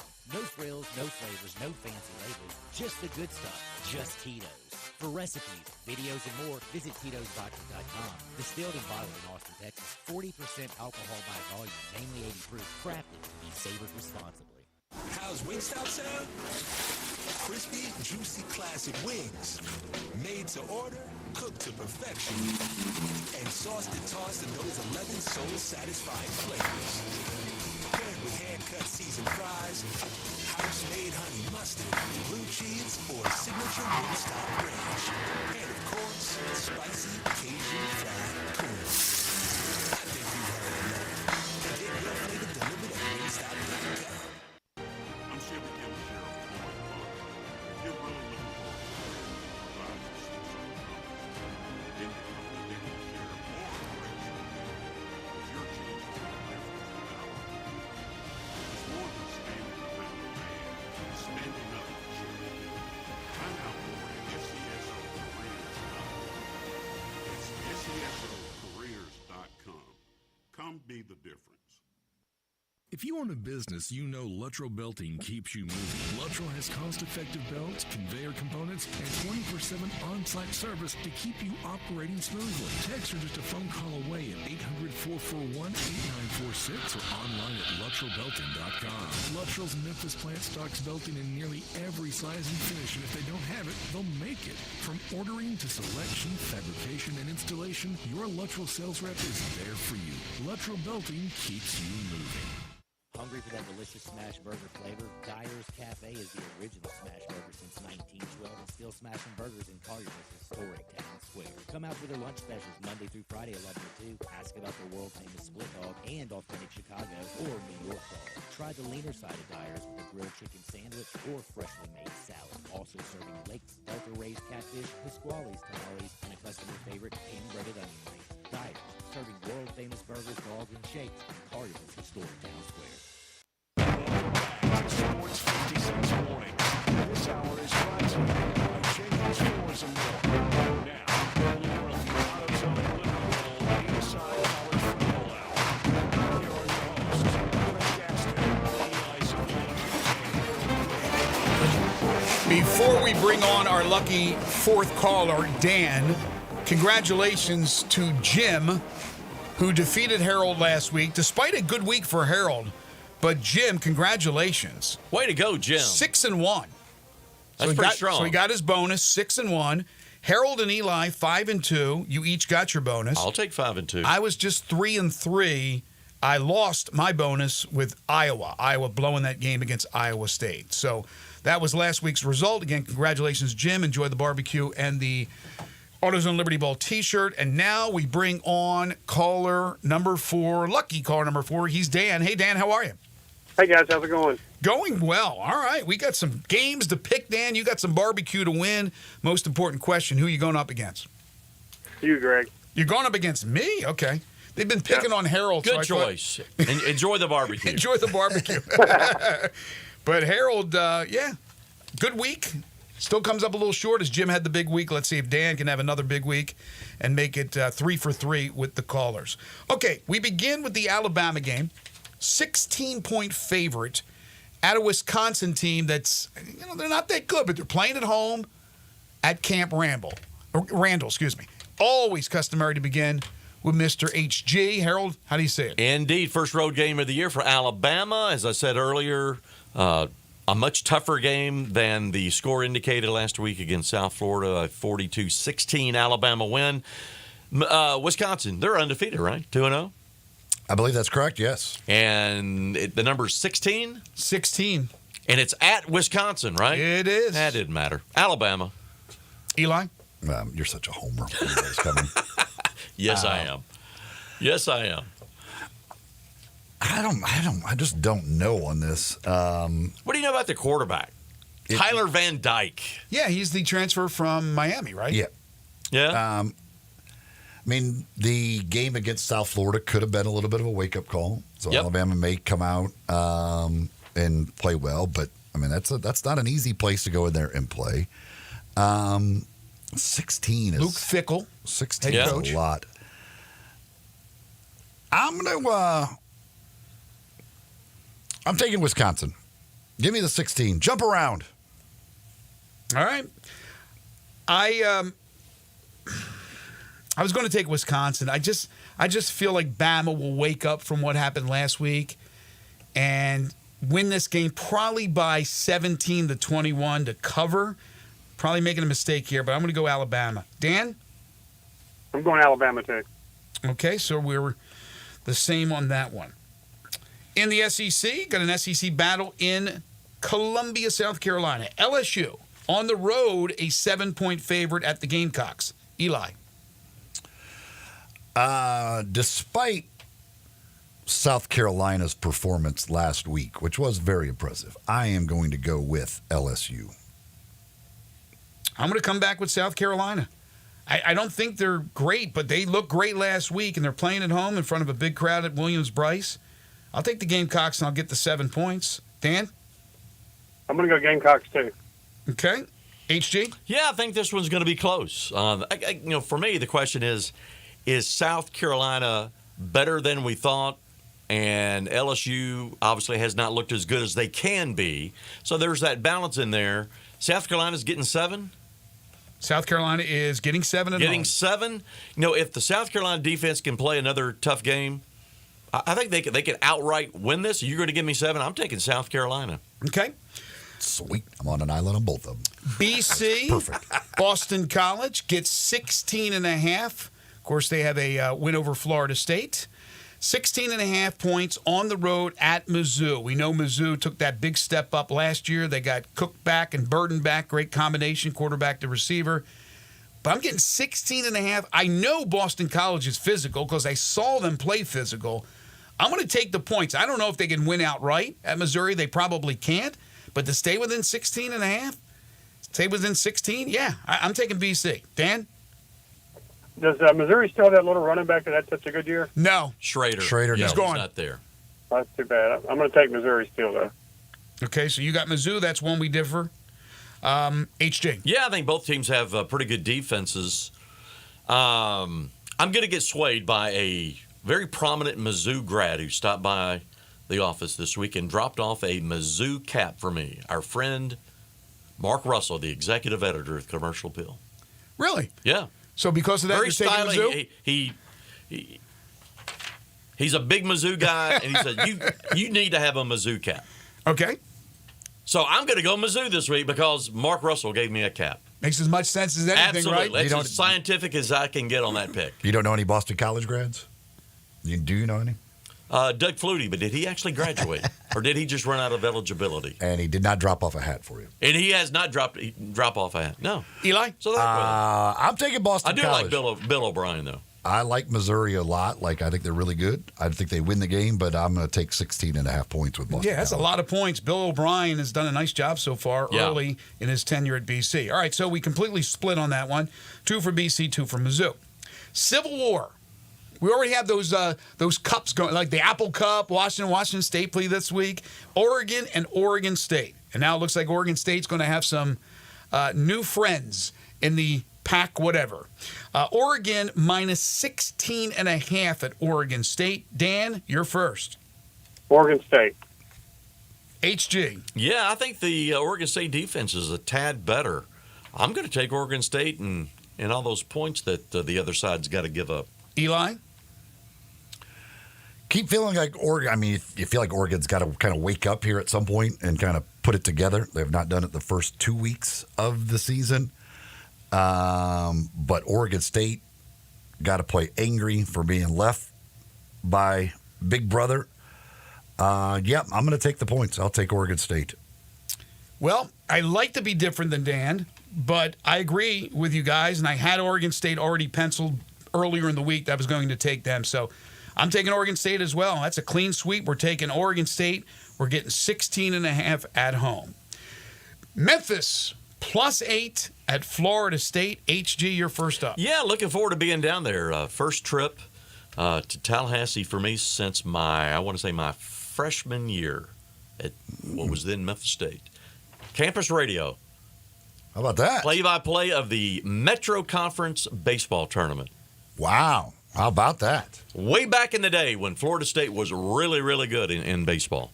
Last time I was there. You didn't see – have you seen a football game there? No.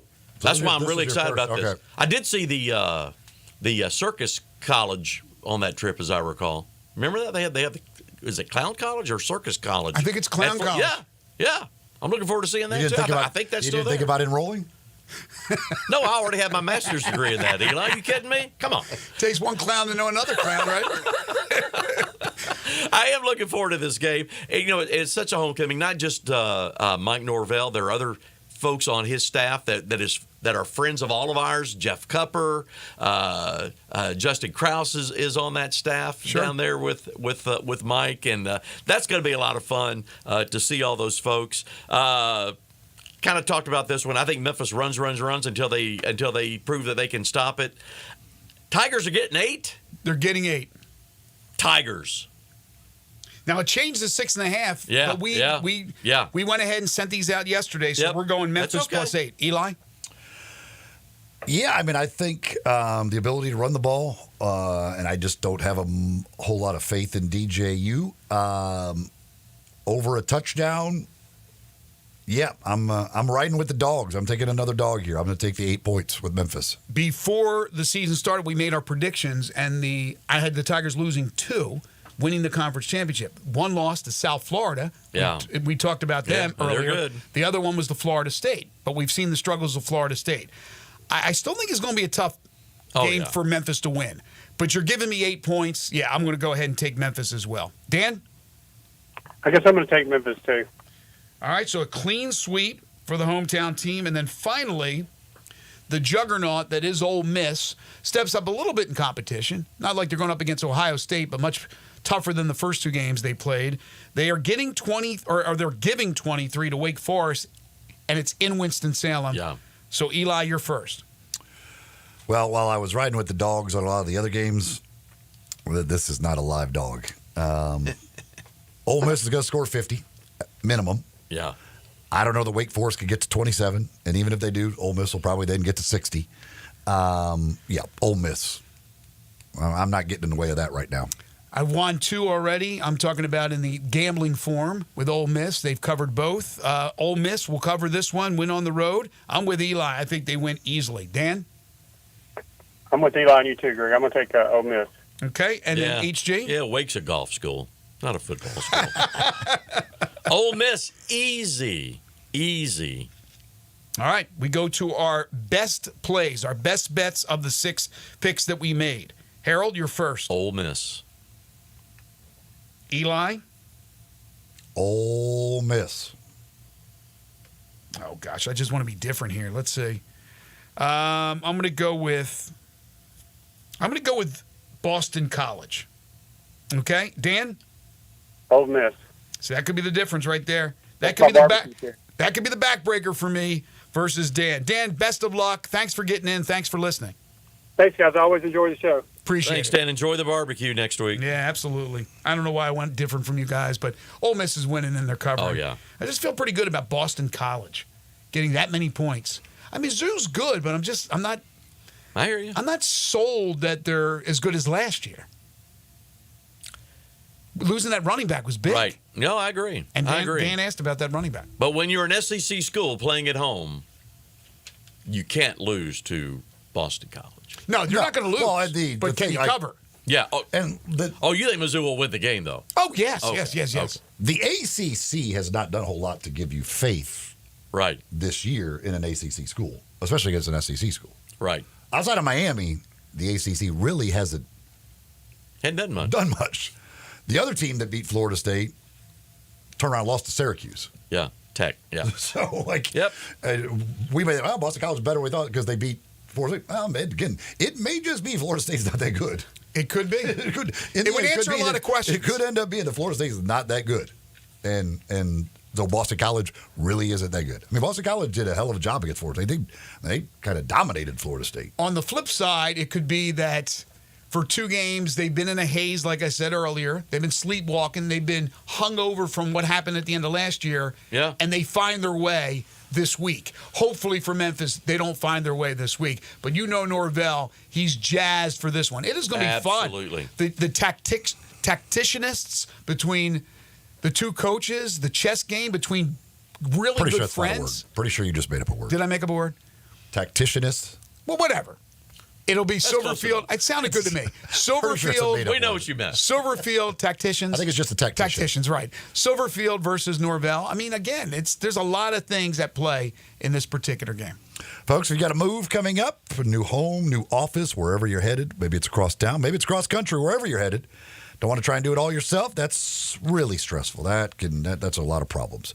Black Tie Moving, though, they take that stress, they take that worry out of the process for you. You want to get the professionals to do it for you. Talk to the folks at Black Tie Moving. 901-316-6196 is the number. You can go to blacktiemoving.com/Memphis. That's the website. Talk with them. They come up with a plan, working with you, putting that plan together, fitting both your needs and fitting your budget as well, and they give you no obligation quote up front. So wherever it is that you're moving, again, don't ask your lazy friends and offer them pizza to help you move. They don't care about your belongings. The professionals for Black Tie Moving, they do. They'll make sure they get where they're going without any problems. Black Tie Moving, 901-316-6196, or go to blacktiemoving.com/Memphis. All right, one more segment still to come. If you got a comment or a question, hit us up in the Sissy's Log Cabin text line at 901-360-8255. You're tuned in to Sports 56 Mornings with Greg and Eli and the AutoZone Liberty Bowl Inside College Football Hour. Right here on Real Sports Talk, Sports 56 and 98.5 FM. Join the voice of the Tigers, Dave Woloshin, for Wolo and Friends. Weekday mornings from 10 to 11 here on Sports 56 and 98.5 FM.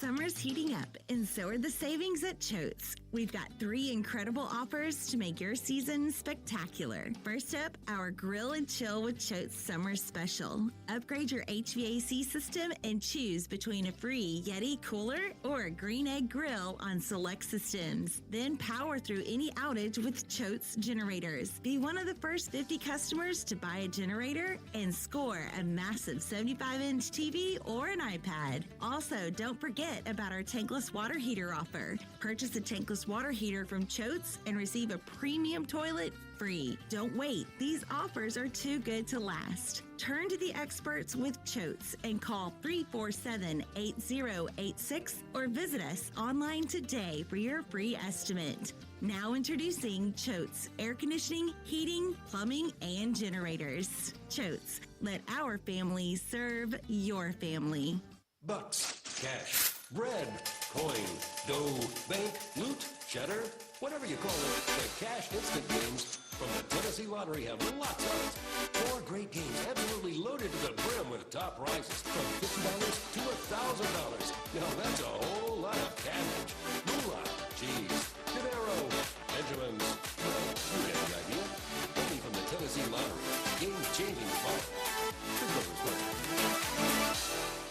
Hello, sports fans out there. Walker Taylor here with the Germantown and Collierville Commissary. We just celebrated our 43rd year in business, and I would like to thank our fantastic customers and especially our loyal staff. Time has flown by. We now have a second location, Poplar and Houston Levy in Collierville. Catering is a specialty of ours. 50 to 5,000, no job too small, no job too big. Full service or self-service. We also have a party room in Collierville that is great for rehearsal dinners, business meetings, you name it, we'd love to have you. Also, our barbecue party packs start at $8.75 a person. Barbecue, beans, slaw, bun sauce, including serving utensils. Especially great for tailgating with football season coming up. The commissary restaurants also believe in giving back to the community. Possibly you have been approached by somebody selling a barbecue 6-pack coupon for fundraising. Cheerleading groups, church groups, anything to help a worthy cause. Holidays are near. Smoked hams and smoked turkeys will be on the pit before you know it. Come see us at Germantown and Collierville Commissary. Also check us out at commissarybarbecue.com. You know, sometimes I wish I had a gun. Well, I'm armed, but before I bought one, I still went to Top Gun Academy to learn to protect myself without a gun. How is that possible? Top Gun's personal protection training. It's perfect if you want to protect yourself without firearms. I don't know. And it's perfect if you feel the need to carry a gun for self-defense, because the last thing you really want to do is shoot. That is scary. Not at Top Gun. It's very comfortable, and you learn to load, handle, and shoot a handgun safely. Protect yourself. Go to Top Gun Academy. They're at 2770 Winton Road.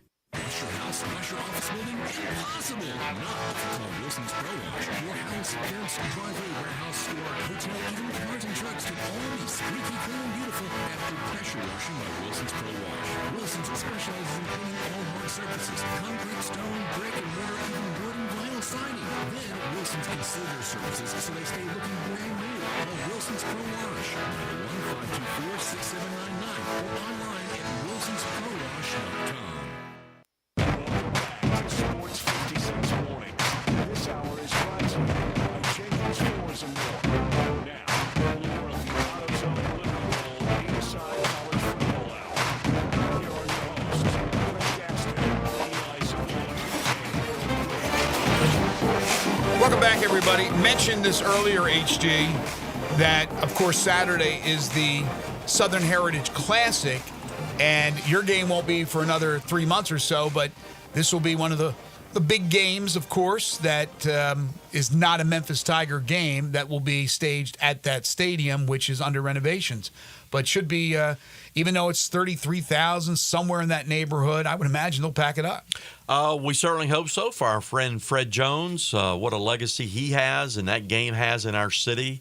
And he's had such a positive impact on college football and our community for so many years. We wish our friend all the best. Hope he has a sold-out game, great tailgating, great entertainment, and haven't seen what the forecast is for Saturday. But for Fred, we're hoping nothing but the best. Yeah. Hopefully the rain's going to be out of here and be all right for Saturday.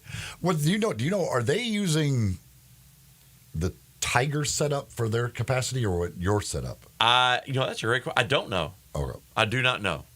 It'll be Arkansas Pine Bluff and Tennessee State against Saturday, the Southern Heritage Classic. Well, you already mentioned you'll be down in Tallahassee, checking out your alma mater, Memphis and Florida State. Indeed. But certainly... Oh, I thought you were referring to the Clown College. Oh, no. Well, you may check that out as well. Both alma maters. Have an honorary degree from there. You never know what may happen in the future. You'll need That's another right. occupation. Okay. When you stop learning, you might as well quit life, right? You always have to learn. But I'm sure there will be eyeballs because HG's not alone with the AutoZone Liberty Bowl. Eyeballs on a bunch of games that will be taking place in both the SEC and the Big 12. So what are some of the games of importance that you think, even though we're very early? Just games of interest. We talked quite a few about the SEC games in our picks, but A&M at Florida is intriguing. Obviously, A&M with a new coach. Florida, if they don't start winning, will have a new coach. Billy Napier, we know he needs this one. And so that's one I'm keeping an eye on to see how that plays out. Georgia at Kentucky. last week for Kentucky to get hammered the way they did by South Carolina at home, that's almost unheard of. So, holy cow. I mean, is Georgia, and we all know how good Georgia is. I mean, they may go in there and put a whooping on them, too. That'd be 2 in a row. They've been very patient with Mark Stoops, and I like Mark a lot, and he's done a great job up there as far as when you compare the football expectations compared to basketball expectations. A little different. It's a little different. So he has been a great success, I would say, at Kentucky based on what's acceptable and what's considered a good year versus a bad year. So whoa, that could be a rough afternoon, or actually it's a night game, a rough night for Kentucky. Auburn, team that we've got our eyes on for the AutoZone Liberty Bowl. They're playing New Mexico at Auburn. Chance they missed one last time. Yeah. They need to get this one on the road to a minimum of 6. So that's another game we'll be watching. And Mississippi State, with Jeff Lebby, they're home against Toledo. Toledo, year in, year out, one of the better MAC teams. They're 2-0 is Toledo. So not an easy way, even though it's in Starkville, and I think they're getting some of the weather too. Whether it'll be that way on Saturday night, but a win opportunity there for Jeff Lebby and Mississippi State. On the Big 12 side, take a quick gander. You guys know for me there's nothing more ideal than getting home during the week and being able to turn the TV on and watch college football on a Thursday night or a Friday night. And you get that. And you get a good matchup. You get a good matchup. Unfortunately, I'm a direct customer, and I'm noticing that So am I. the game tonight out of the Big 12, Arizona State at Texas State, ESPN. That's not on at my house. Oh, jeez. Tomorrow night, of course, I'll be in Tallahassee by tomorrow night because of the early start time Saturday morning. So maybe somewhere in Tallahassee tomorrow night there will be a TV where we can catch some of these. Harold, you seem like you. I would think that you could figure out a way to find that game tonight. You seem like you could be. That is, I would. I haven't tried. You have the Eli. ability technologically with your electronic surveillance to find a way to get that game. Why don't you go? Well, if it's more beyond just hitting the on button or the off button, I'm with you. And the guide on the flicker. I got an answer for you. I've shown too much faith in you. Obviously, I got an answer for you. Go meet him in East Coast Wings because he's going to be there. East Coast Wings. Yes, they'll have it on. They've got DirecTV, but they'll have that game on. You know what? I have not been there. In Wings, Eli has a seat. They have a little area that just says they have DirecTV, saved for Savoy. booth. They have DirecTV, but they'll have the game on. Wow, how about that? They have ways. HG now with the new teams in the Big 12 that came over from the Pac-12. Yeah, how many teams and which teams are they have played in the AutoZone Liberty Bowl from the Big 12? Of the 16 teams, none of the new ones have. So Utah's Utah's played, right? No, Utah. I'll go down the list. Okay. Arizona, no. Arizona State, no. BYU, yes. UCF, yes. Iowa State, yes. Kansas State, Oklahoma State, TCU, Utah. All yeses for us. And as a matter of fact, I drew a line in the standings. They're all undefeated 2-0. I still think Utah's the team to beat. Baylor, yes. Cincy, yes. Colorado, yes. Kansas, yes. Texas Tech, yes. West Virginia and Houston, yeah. Everybody. Except for the two Arizona schools. Except for the two Arizona schools, Arizona State. Interesting. And on the SEC side, no Texas, no Oklahoma, no Florida. Everybody else in the SEC has played in our game. Well, I didn't even realize that all those teams from both those conferences played. Yeah, when you've been around for 66 years. Yeah. And back in the old days, when it was a free-for-all and you did your own deals with the schools, there were a lot of Western or West Coast teams and teams like that. But you also had the run. You also had that. Didn't you have like a 4-year run where it was like Air Force every Commanders year? And Chiefs was the winner of the Commanders and Chiefs trophy among Army, Navy, Air Force. And those 4 years, it happened to be Air Force with Fisher DeBerry running that option offense. I bet Florida would sign up for this year's AutoZone Liberty Bowl now. I bet they would in a heartbeat. I bet they would. Yeah. I bet Billy Napier would. Yes, if you get 6 wins, yes, right now. Done deal. You know what's interesting is Arizona State, because you got Kenny Dillingham. Yeah. Right? You had the connections. That's where Brady White came from. Yeah. Mike Norvell came from. Ryan Silverfield was actually there for a little bit with him. So just something to keep an eye on. I'm going to see Florida next week, by the way, down in Starkville. I'm going to go watch that Florida-Mississippi State game. That'll be fun. Yeah. For either one of those teams to get to 6 wins, they probably have to win that game. Yes, that's probably a important must game. win for either one of them to get to 6. Yeah, I think you're right. And neither one of them, maybe neither one gets to 6, but to get to 6, they probably have to win that game. Yeah, especially for Florida. We're talking about that A&M game this week. Gosh. If they lose this week. I don't know how Florida gets to 6 wins. You just can't be losing games at home unless you're playing Georgia. Looking at their schedule, I don't know how the hell they get to 6 wins. Right. They'll be lucky to get to. They might be lucky to get to 4. That schedule is not easy. Rough. They are not beating Tennessee. I know they've dominated Tennessee over the years. They are not beating Tennessee this year. Before we run out of time, just a quick note for you Razorback fans. Your athletic director, Hunter Yurachek, will be in town Monday night for the Memphis Touchdown Club. Guest fee is just $65, includes dinner. We're going to have a big time with Hunter and a few of the other folks. Our friend Kevin Trainer, the head of communications for Arkansas, is going to be on the trip. And rally around. We may even talk some basketball with the AD, Hunter Yurachek. That topic just might come up. Do they have a basketball coach there? I don't know who's that? Some guy that I don't know. He can't. Somewhere I don't know. Folks, We'll see. Genesis Diamonds, for all those jewelry needs, go see the folks at Genesis Diamonds, Poplar and Perkins Extended, whether it be an engagement ring or just maybe you've got a birthday or anniversary, some special occasion coming up and you're looking for that perfect piece of jewelry. Great selection, great prices, great service. That's what you'll get every single time when you go see the folks at Genesis Diamonds, Poplar and Perkins Extended. Again, tickets will go on sale to the general public at 10 a.m. on Saturday. This Saturday, September 14th, can also be purchased at the FedEx Forum box office. 100% of the proceeds benefiting St. Jude. What am I talking about? If you missed it earlier, a basketball doubleheader. The University of Memphis men will play North Carolina in an exhibition, followed by the University of Memphis women and the reigning national champion South Carolina Gamecocks. That's October 15th inside FedEx Forum to benefit St. Jude Children's Research Hospital. That's going to do it for us today. We thank you for listening, folks. We appreciate it. Thanks to Ryan Silverfield, to Kerry Miller, and, of course, to Harold Grader for joining us on the program. We're back tomorrow for our Friday show. John Varlas on Prep Football. We'll talk Memphis Tiger Hoops with Parth Upadhyay. Brandon Lang will handicap the college football and NFL weekend, plus 10 in a row, the game show that has swept the nation. Waldo and Friends on Sports 56 is next. For Eli, for Harold, for Zach, I'm Greg. Have a great day, everybody.